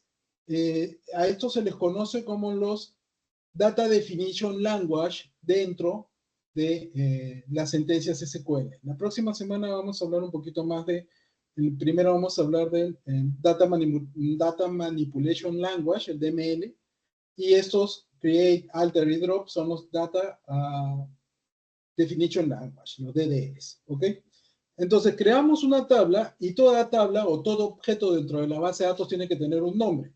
De hecho, hemos creado base de datos 1 y base de datos 2 porque les hemos puesto ese nombre. Entonces acá le vamos a crear una tablita y le vamos a poner el nombre tabla 1. ¿Ok? Ahora, toda tabla tiene que tener campos. ¿Ok? Nosotros acá en Perú le decimos campos, en otros lados le dicen columnas. He visto que en algunos casos también les están llamando atributos. No los considero como atributos, no más para él, no se cuele, pero como ustedes quieran. ¿Ok? Nosotros le llamamos campos o columnas, que son los pequeños contenedores en donde nosotros vamos a guardar datos. Entonces, por ejemplo, nosotros podemos decir, creo que voy a hacer lo mismo que está en la diapositiva. ¿Ok? Primero que nada, ¿tenemos tablas? No, no hay ninguna. Entonces vamos a crear nuestra primera tabla. Tabla 1. Y los campos o las columnas tienen que tener nombre. Campo 1, ¿ok? Y tienen que tener un tipo de datos. Tenemos varios tipos de datos que en un ratito lo vamos a ver, pero en este caso yo voy a usar el tipo de campo entero, o perdón, tipo de dato entero, para campo 1, luego voy a crear un tipo de campo 2, a este le voy a poner que sea un varchar de 100, ok, y un campo 3 que va a ser un tipo D, ok. Profe, Ya una saben, consulta. sí. Yo llegué media hora tarde porque estaba en viaje. Nosotros para utilizar ahora el MySQL vamos a utilizar, digamos, a usar simplemente la consola o vamos a usar una interfaz de Postgres. Bueno, para el curso de MySQL no lo sé, para el curso de Postgres sí, vamos a usar solamente consola. Ah, ok, buenísimo, gracias. Nice. ¿Okay? De hecho, creo que lo comenté en la anterior clase, muchachos. Si ustedes saben usar bien la consola, no van a extrañar ni van a necesitar una interfase gráfica. Y de hecho, la interfase gráfica se le va a hacer hasta aburrida porque la interfase gráfica lo único que hace es acortar lo que nosotros escribimos en sentencias. Y evidentemente no tiene toda la complejidad de lo que nosotros podríamos escribir. ¿Ok? Y podrían agarrar cualquier herramienta después. No, ya no sería ningún problema. Así que esto es como que, digamos, si sabes las letras y las sílabas, ya puedes empezar a escribir cualquier tipo de frase. Ya no te preocupas de eso, ¿no? ¿Ok? Bueno, entonces estamos creando nuestra tablita y como les decía, estamos creando 3 campos y cada campo tiene que tener un nombre, que es lo primero que especificamos, y cada campo tiene que tener un tipo de dato. Y en estos casos estamos usando el tipo de dato entero, varchar de cadena de caracteres y date de fecha. Los integrales, los integers enteros, Bruno, sí tienen límites y lo vamos a ver en un ratito. Ahorita no te desesperes. ¿Ok? Entonces vamos a crear nuestra primera tabla.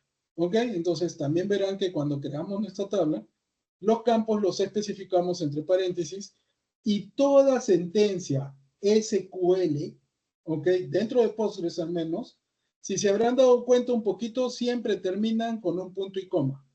Es decir, con el punto y coma nosotros le especificamos a Postgres que esa es una sentencia, hasta ahí termina una sentencia. Entonces, le doy punto y coma acá y ya me creó mi tabla. Si hubiese tenido algún problema, me hubiese salido ahí un mensaje de error. Por ejemplo, ¿qué pasa si es que quiero crear 2 veces la misma tabla?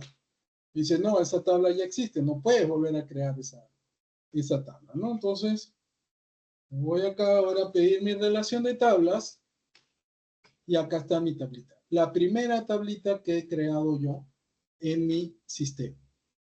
Retomando un poco lo que hablábamos de justamente cómo pedimos información, con /d listamos las tablas, ¿ok? Con /d más listamos un poquito más de información sobre las tablas. De hecho, nos dice incluso el tamaño de las tablas, ¿ok? Ese tamaño es un tamaño de lo que está ocupando en el motor, en el servidor, ¿ok? Pero no necesariamente es el tamaño en bytes total de la base de datos, porque y lo vamos a ver cuando hablemos ya de tareas de administración, hay procesos de limpieza de datos y hay momentos en donde las tablas parecen más grandes de lo que realmente son porque el proceso de limpieza no se ha ejecutado, ¿no? Si queremos ver la estructura de nuestra tabla, o sea, los campos que tiene, /d y escribimos el nombre de nuestra tabla, ¿ok? Y si queremos un poquito más de información, /d más con el nombre de la tabla, y ahí nos dice un poquito más de información. De hecho, por ejemplo, si esta tabla tuviera índices o particiones, nos sale ahí todos los índices, el algoritmo de cada índice, las particiones y todo. ¿Ok? Entonces, así creamos tablas. Si la tabla es nuestra unidad básica o esencial de almacenamiento de datos. O sea, una base de datos no existe si es que no existen tablas. Siempre tiene que haber tablas dentro de una base de datos. ¿Ok? Y ahora vamos a comenzar a hablar ya de los tipos de datos. ¿Ok? Y acá sí, yo voy a hacer algunos ejercicios en la pantalla que les estoy compartiendo, pero básicamente siempre vamos a estarnos refiriendo a lo que está en la diapositiva.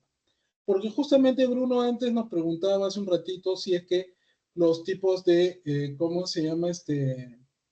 Los tipos de datos tienen algunos límites, en este caso los enteros. Y sí, existen límites para almacenamiento de datos. Juan, el tema de primary key y foreign key lo vamos a ver más adelante. Ahorita todavía no, estamos en lo más básico de lo básico para aquellos compañeros que recién inician con base de datos. ¿Ok? Entonces creo que más bien voy a ir pimponeando entre lo que tenemos acá en el ejercicio, o lo que estamos haciendo de ejercicio y lo que estamos viendo en la diapositiva. ¿Ok? Entonces, me regreso acá y vamos a darle presentación. Ok. Primero que nada tenemos los tipos de datos numéricos. ¿Ok?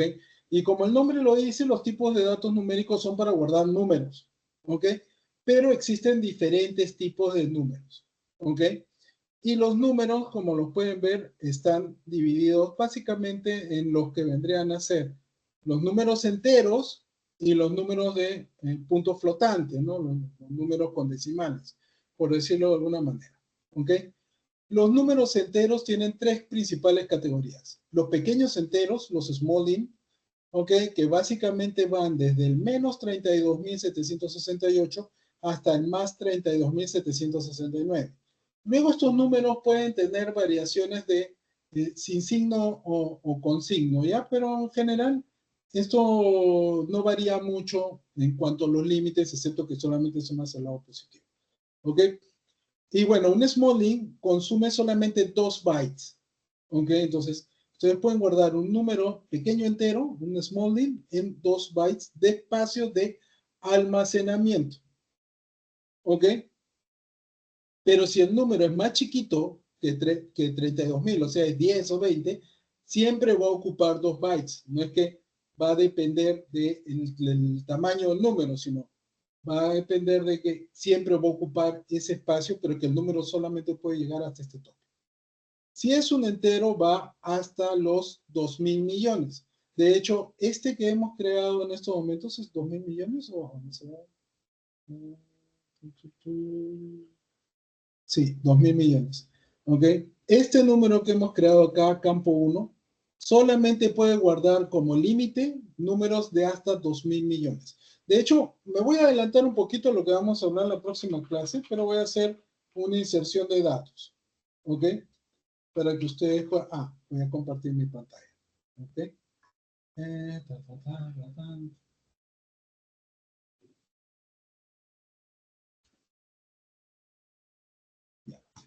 Para insertar datos se utiliza, pues, ¿cómo se llama? Inserito. Lo vamos a ver en la próxima clase. ¿Ok? Y le voy a decir que en campo 1 guarde el valor 100. ¿Ok? Voy a pedir la información que tengo en mi tabla. Solo con un select. También lo vamos a ver justo en la próxima clase. Y está el número 100 ahí guardado. Entonces, lo que me está diciendo en el cuadro es que el número puede ser hasta de, ¿cómo se llama? 2.000 millones. Así que lo que voy a hacer es tratar de guardar, me voy a guardar 10 millones, perdón, que está con estos 10 millones,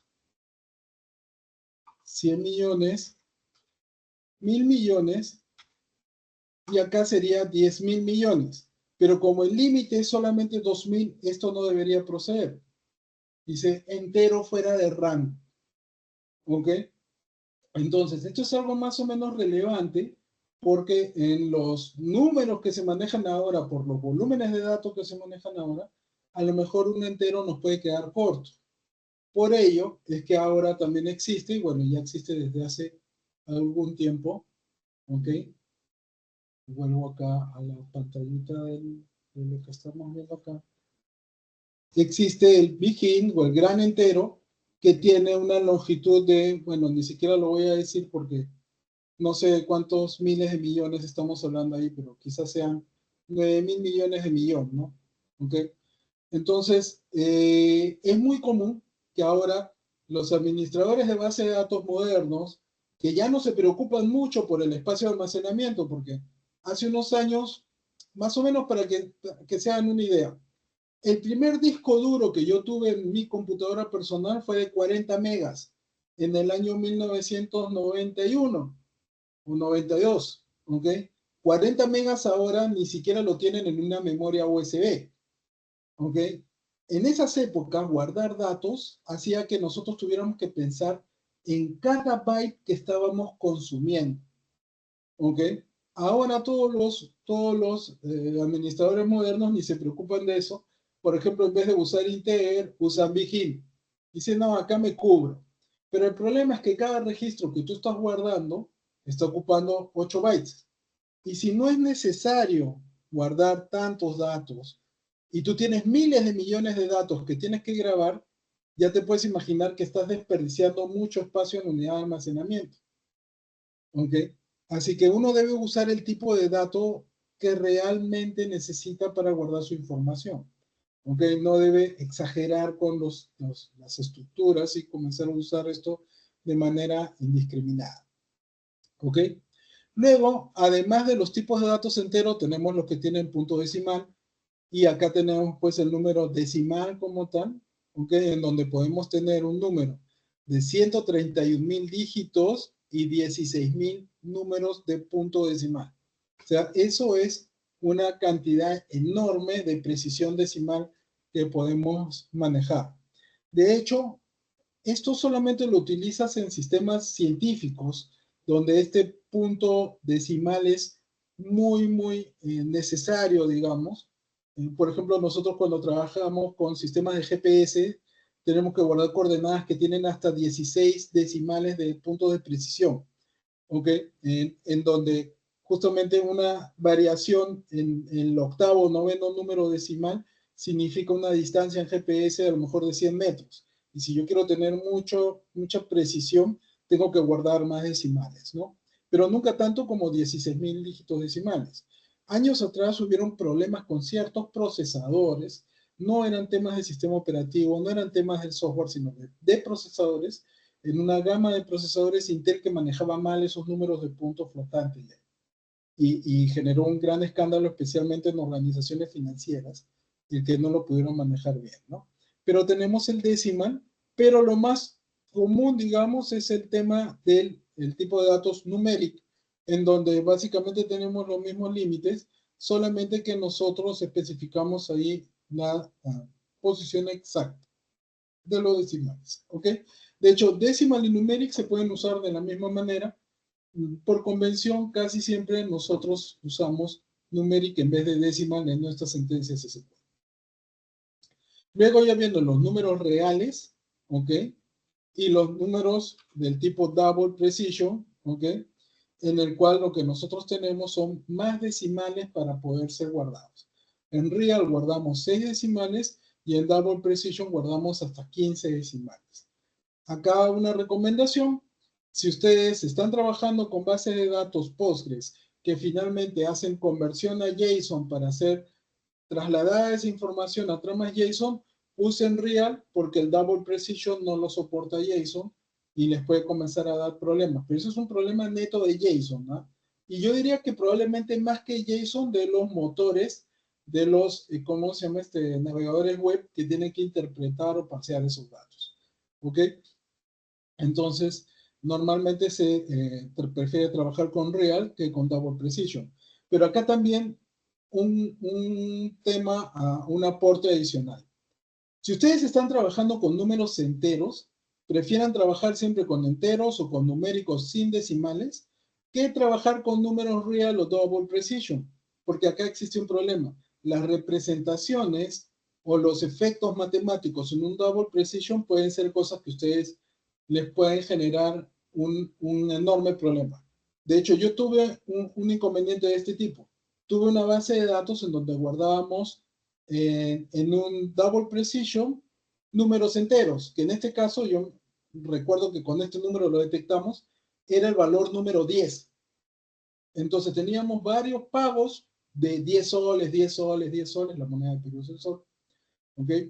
10 soles, 10 soles, 10 soles, y cuando después sumaba, pónganse, 1000 registros de 10 soles, en vez de decirme que había 10.000, me decía que había 9.999.99999 radical. Y lo que pasaba con el punto flotante era este tipo de cosas, que los números enteros no se guardan necesariamente como enteros, sino como números de decimales radicales, o sea, proyectados hacia el infinito, que nunca llegan a ser el valor exacto que uno quería trabajar. Entonces eso me generó bastantes problemas, cambios en un software, porque por haber usado Double Precision estábamos pagando con ese efecto no esperado, ¿ok?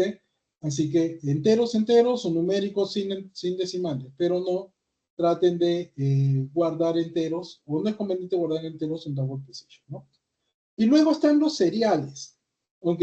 Y acá quizás sí convenga un poquito detenernos más a hablar del tema de los seriales, ¿ok?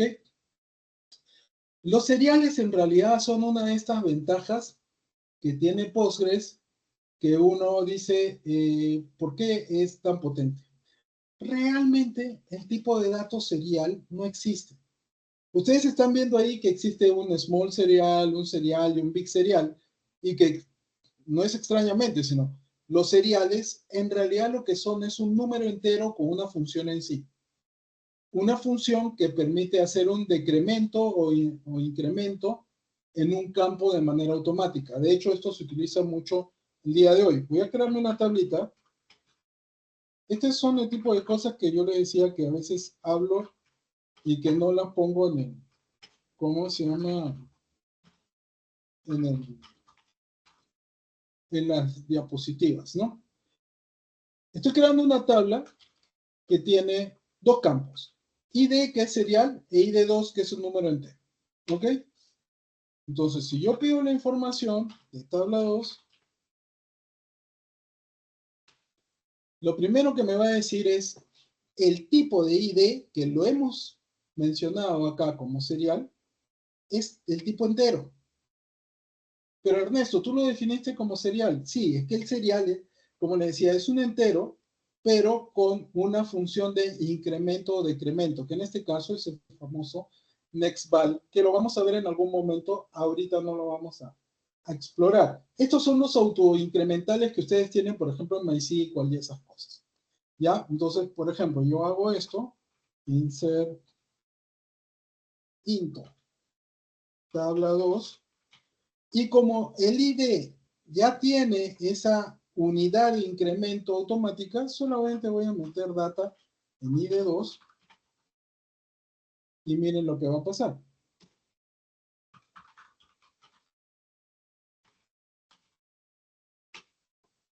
ID aumentó en 1. ¿Ok? Voy a insertar otro dato. ID aumentó otro más. Entonces, básicamente, eso es lo que sucede acá. Es Postgres, cada vez que ve que se inserta un dato, va a tomar ese valor de incremento automático, o sea, tiene una serie de contadores en su memoria por cada uno de estos tipos de datos que existe, ¿ok? Y va a comenzar a aumentar el valor en uno, ¿ok? No se confíen, no se generan números necesariamente secuenciales. A veces existen huecos por diferentes condiciones en transacciones, que es algo que vamos a hablar también más adelante. ¿Okay? Nos asegura que este número siempre se va a incrementar, pero no nos asegura de que va a ser correlativo. ¿Ok? En pregunta Julieta, si sería lo mismo que definir un entero autoincremental. Sí, básicamente es eso, ¿no? Es un entero autoincremental, pero como verás acá el entero autoincremental está dividido en el tipo de dato y la función. ¿Ok? Que después vamos a ver que también podría tener algunos beneficios interesantes. Entonces tenemos los tres tipos de seriales, que son el small serial para los small int, tenemos los serial normal, que son para los integer, y el big serial, que son para los big integer. ¿Ok?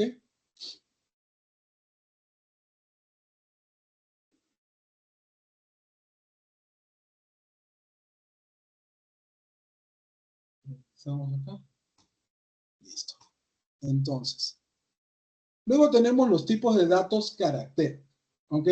Y los tipos de datos carácter, como normalmente lo pueden ver en cualquier base de datos, existen básicamente los tres tipos más usados. El tipo char, en el cual nosotros podemos decir una longitud específica del texto. Tenemos los varchar o los character varying, en donde podemos definir hasta un límite que puede ocupar ese texto. Y los text, que son básicamente textos sin límite alguno. O sea, puedo guardar un texto de millones de bytes dentro de este campo. ¿Ok? Y desde la versión 16, que es justamente la que estamos usando, existe el VP-char. ¿Ok? Y el VP-char básicamente lo que hace es que cuando yo defino una columna, ¿ok? Usando VP-char y nosotros especificamos cuál es la longitud del VP-char, todo lo demás de espacios, es que el texto no ocupa el espacio máximo definido, lo va a completar con espacios en blanco. ¿Ok? Lo que no pasa en char. O sea, esto es un tema de almacenamiento. ¿Ok? Muchas personas quieren hacer que su crecimiento de base de datos sea predecible, pero tienen escenarios en donde se guardan textos. Entonces, no pueden predecir cuánto realmente va a crecer la base de datos porque no saben la longitud de los textos que se van a meter. Entonces, si ellos quieren estar seguros de que siempre el texto ocupe el espacio máximo, ¿cómo se llama? Definido, utilizan VP-char porque saben que Postgres lo va a llenar de blancos. O sea, todo aquel espacio que no sea utilizado se va a llenar de blancos. Vamos a hacer como unos pequeños ejemplos, aunque, como le digo, el efecto es interno, pero vale la pena, especialmente para los nuevos, ¿no? Create un y vamos a poner tabla 3. Texto 1 va a ser el tipo char de 4. ¿Ok? No, char de 10. Texto 2 va a ser varchar de 10 también. Y texto 3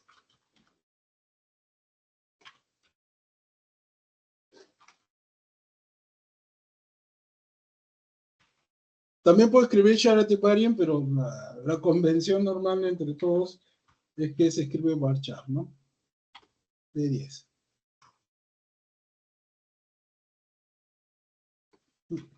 Ya se me pasó una. Ok, entonces el primer escenario es así. Insert into tabla 3. Y solamente voy a grabar información en texto 1. Voy a poner mi nombre. ¿Ok?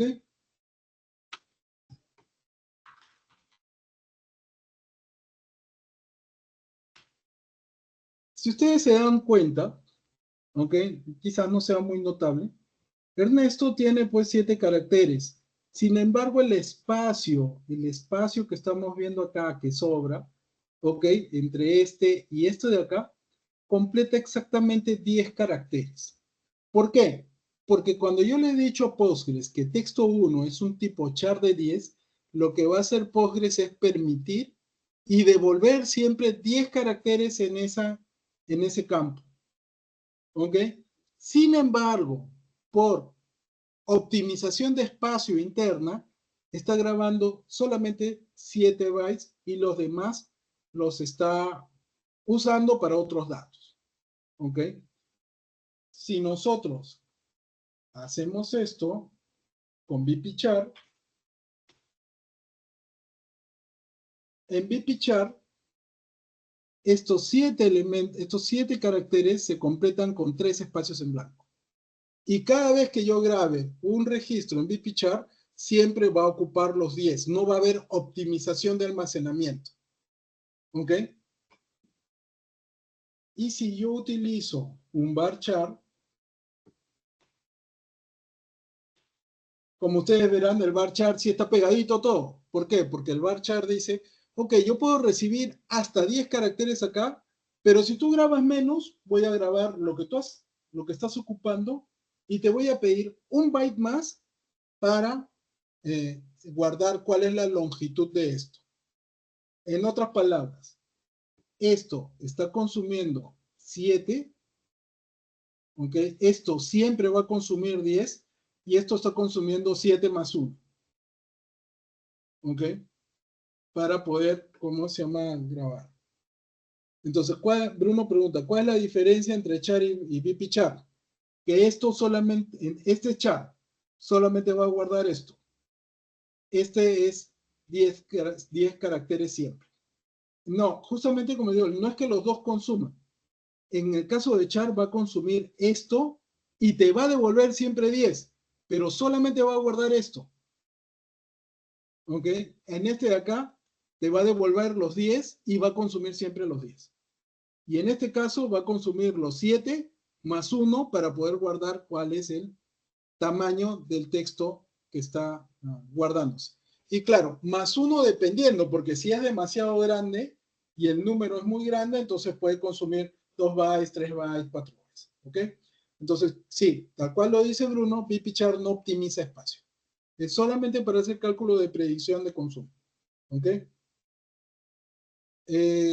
Al hacer un select afecta, Federico pregunta, al hacer un select afecta los espacios al final con bpchar, depende cómo lo manipules. Depende cómo lo manipules. Yo, a ver, desde que existe bpchar nunca he encontrado una necesidad de usarlo. Yo al menos, ¿no? Y en el caso de char, si tú dices 10, sabes que siempre te va a devolver 10. Te va a devolver, no es que está almacenando, te va a devolver. Entonces el tratamiento sería igual que si lo guardaras en un char, ¿no? ¿Ok?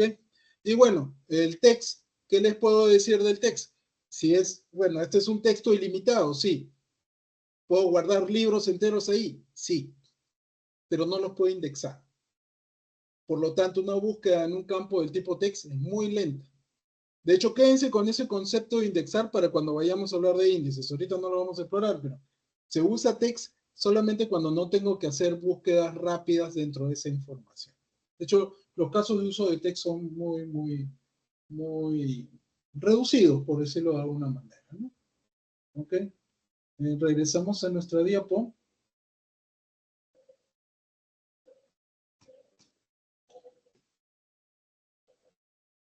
¿Qué otros tipos de datos tenemos? Bueno, los de fecha. Y en fecha tenemos básicamente, digamos que dos variaciones, ¿no? La primera variación es aquella que no tiene el time zone, ¿ok? O sea, nosotros podemos guardar un tipo de dato timestamp, que timestamp, me voy a regresar nuevamente a la pantallita de la base de datos, ¿ok? Un timestamp es esto. Quédense con esta función que lo que hace nos devuelve la hora en el sistema. Un timestamp es una fecha más una hora con los milisegundos incluso que han corrido. Y este -5 que ven ustedes acá, que seguramente si lo están ejecutando ahorita, en sus máquinas virtuales y lo están y la configuraron como time zone de Buenos Aires, por el time zone es por ciudad, no es por país. O sea, yo tengo time zone de Lima, ustedes probablemente hayan puesto el time zone de Buenos Aires. Bueno, tendrán la hora actual, que entiendo que para ustedes ya debe ser cerca de las 9 de la noche, las 21 horas con 52 minutos, y seguramente debe decir -3, porque eso, exacto, Bruno. El -3, ¿qué cosa es? Seguramente ya lo saben todos ustedes. Es la diferencia con el uso horario, ¿cómo se llama que existe con el Universal Time Zone, ¿no? El meridiano. ¿Ok? En el caso de Lima es -5, en el caso de Buenos Aires es -3. Los dos tenemos la misma hora en el UTC, pero en nuestras ciudades, ustedes están cercanos ya a las 10 de la noche y yo estoy cercano a las 8 de la noche. ¿Ok? Entonces, eso es un timestamp, una fecha más una hora, y luego lo demás ya lo pueden interpretar ustedes. Un date es solamente la hora, perdón, solamente la fecha, ¿ok? Y un time es solamente el time con los milisegundos incluidos, ¿ok? Y si le ponemos el time zone, ¿ok? Está pues el -5, -3, -4, lo que corresponde, ¿ok? Y luego tenemos un tipo de datos, si es que lo están viendo ahí en la pantalla o en la diapositiva, tenemos el tipo interval, que es un intervalo de tiempo. ¿Ok? Y esto tiene algunas aplicaciones específicas, solamente si es que queremos guardar cosas como series de tiempo, cosas por el estilo. ¿Ok? Y luego tenemos, ¿cómo se llama? Cambié de número. Ah, bueno, por favor, si alguien nos puede ayudar a Ezequiel. Hay un chico en Argentina que hace videos, un niño, Ezequielito, un niño con su papá. Ezequiel se llama su papá, y el niño lo llama Ezequielito. No sé si eres tú, Ezequiel, pero si eres, son magníficos los videos. Y bueno, fuera del chiste, que a lo mejor algunos lo entendieron y otros no, también tenemos el tipo de datos Boolean, que es el tipo de datos básico, pues, de verdadero o falso. ¿Ok? Que se escribe como true o false en el caso de Postgres. No tiene mayor ciencia eso, ¿ok? Sin embargo, como más o menos ya pueden estar intuyendo, esta interesante funcionalidad que tiene Postgres, ¿ok? De crear tipos de datos mezclando funciones con tipos de datos básicos, nos permite generar una enorme cantidad de tipos de datos que no son normales dentro de una base de datos relacional. De hecho, creo que les comentaba la vez pasada que la primera base de datos relacional o híbrida, perdón, es Postgres, porque desde hace muchos años ya soporta JSON. Y yo puedo guardar tipos de datos JSON dentro de Postgres y hacer búsquedas como haría búsquedas en un entorno tipo MongoDB. Con ciertas características, ¿ya? Pero en principio como tales, ¿no? Entonces, también aparte existe tipo de datos arreglo, ¿ok? Que le voy a decir el truco, cómo ese tipo de datos arreglo en Postgres, hasta que yo le he visto los tipos array, en realidad son una cadena de texto con parseadores especiales para simular un arreglo. ¿Ok? Entonces agarro un tipo de datos texto y le doy la impresión al usuario que es un arreglo porque tengo un parseador adentro para interpretarlo como si fuera un arreglo. ¿Ok?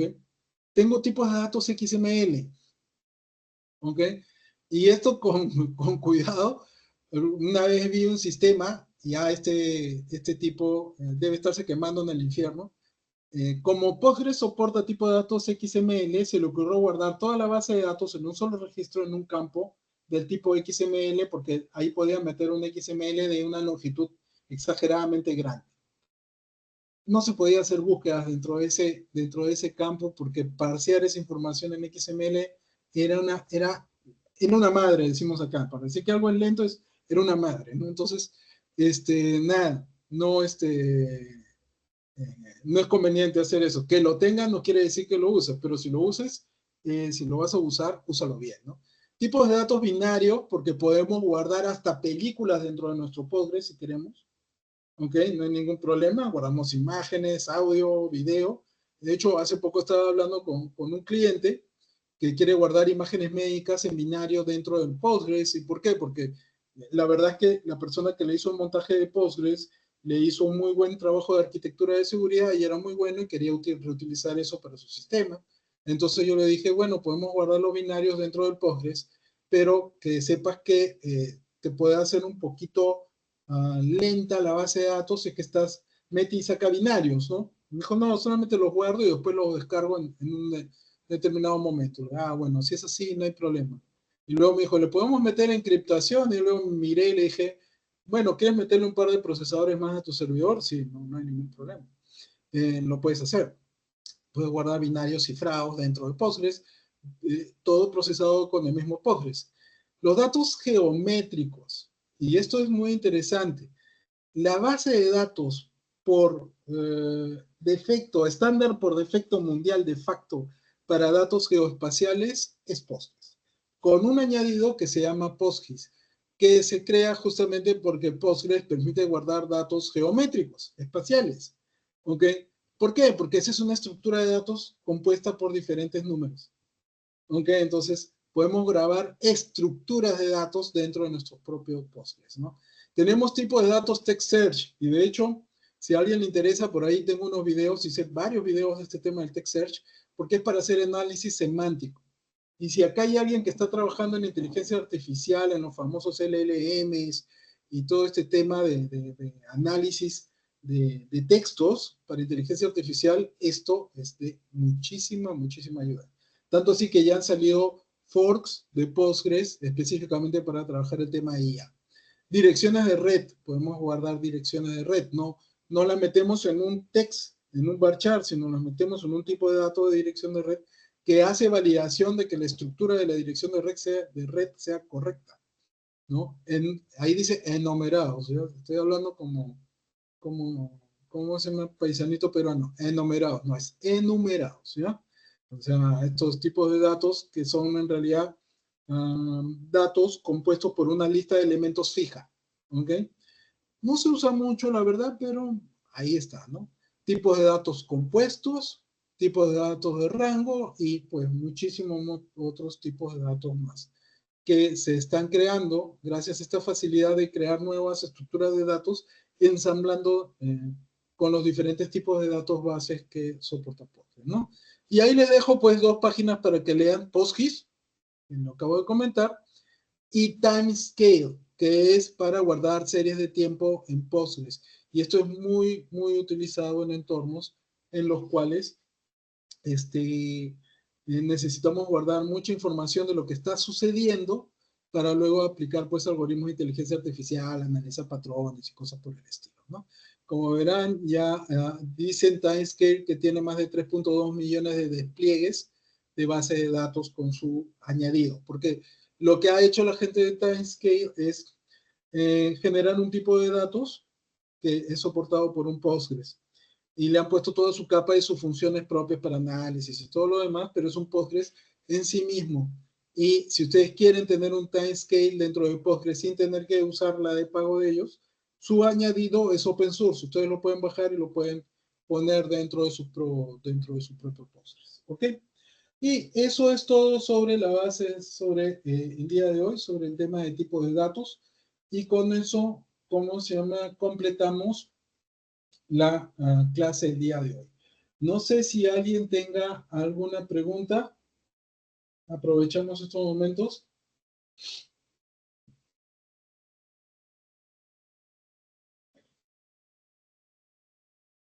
Fer dice, me interesa la info semántica. Mándame un mensaje por el WhatsApp y te paso el enlace de los videos de Text Search que probablemente te puedan interesar.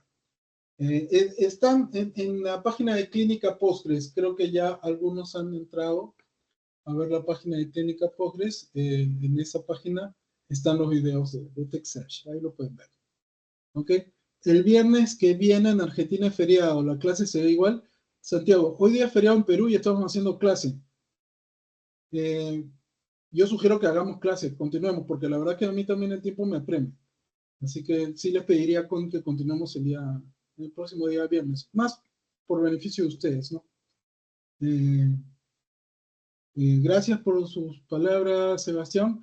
Y sí, Bruno, terminamos. Si no hay otra pregunta, Les agradezco a todos su presencia y nos vemos el día viernes, Dios mediante. Gracias, un abrazo. Y dígame, Ernesto, no necesito que me digan, profe. Hasta luego. Muchas gracias, Ernesto. Nos estamos viendo. Hasta luego, hasta luego. El video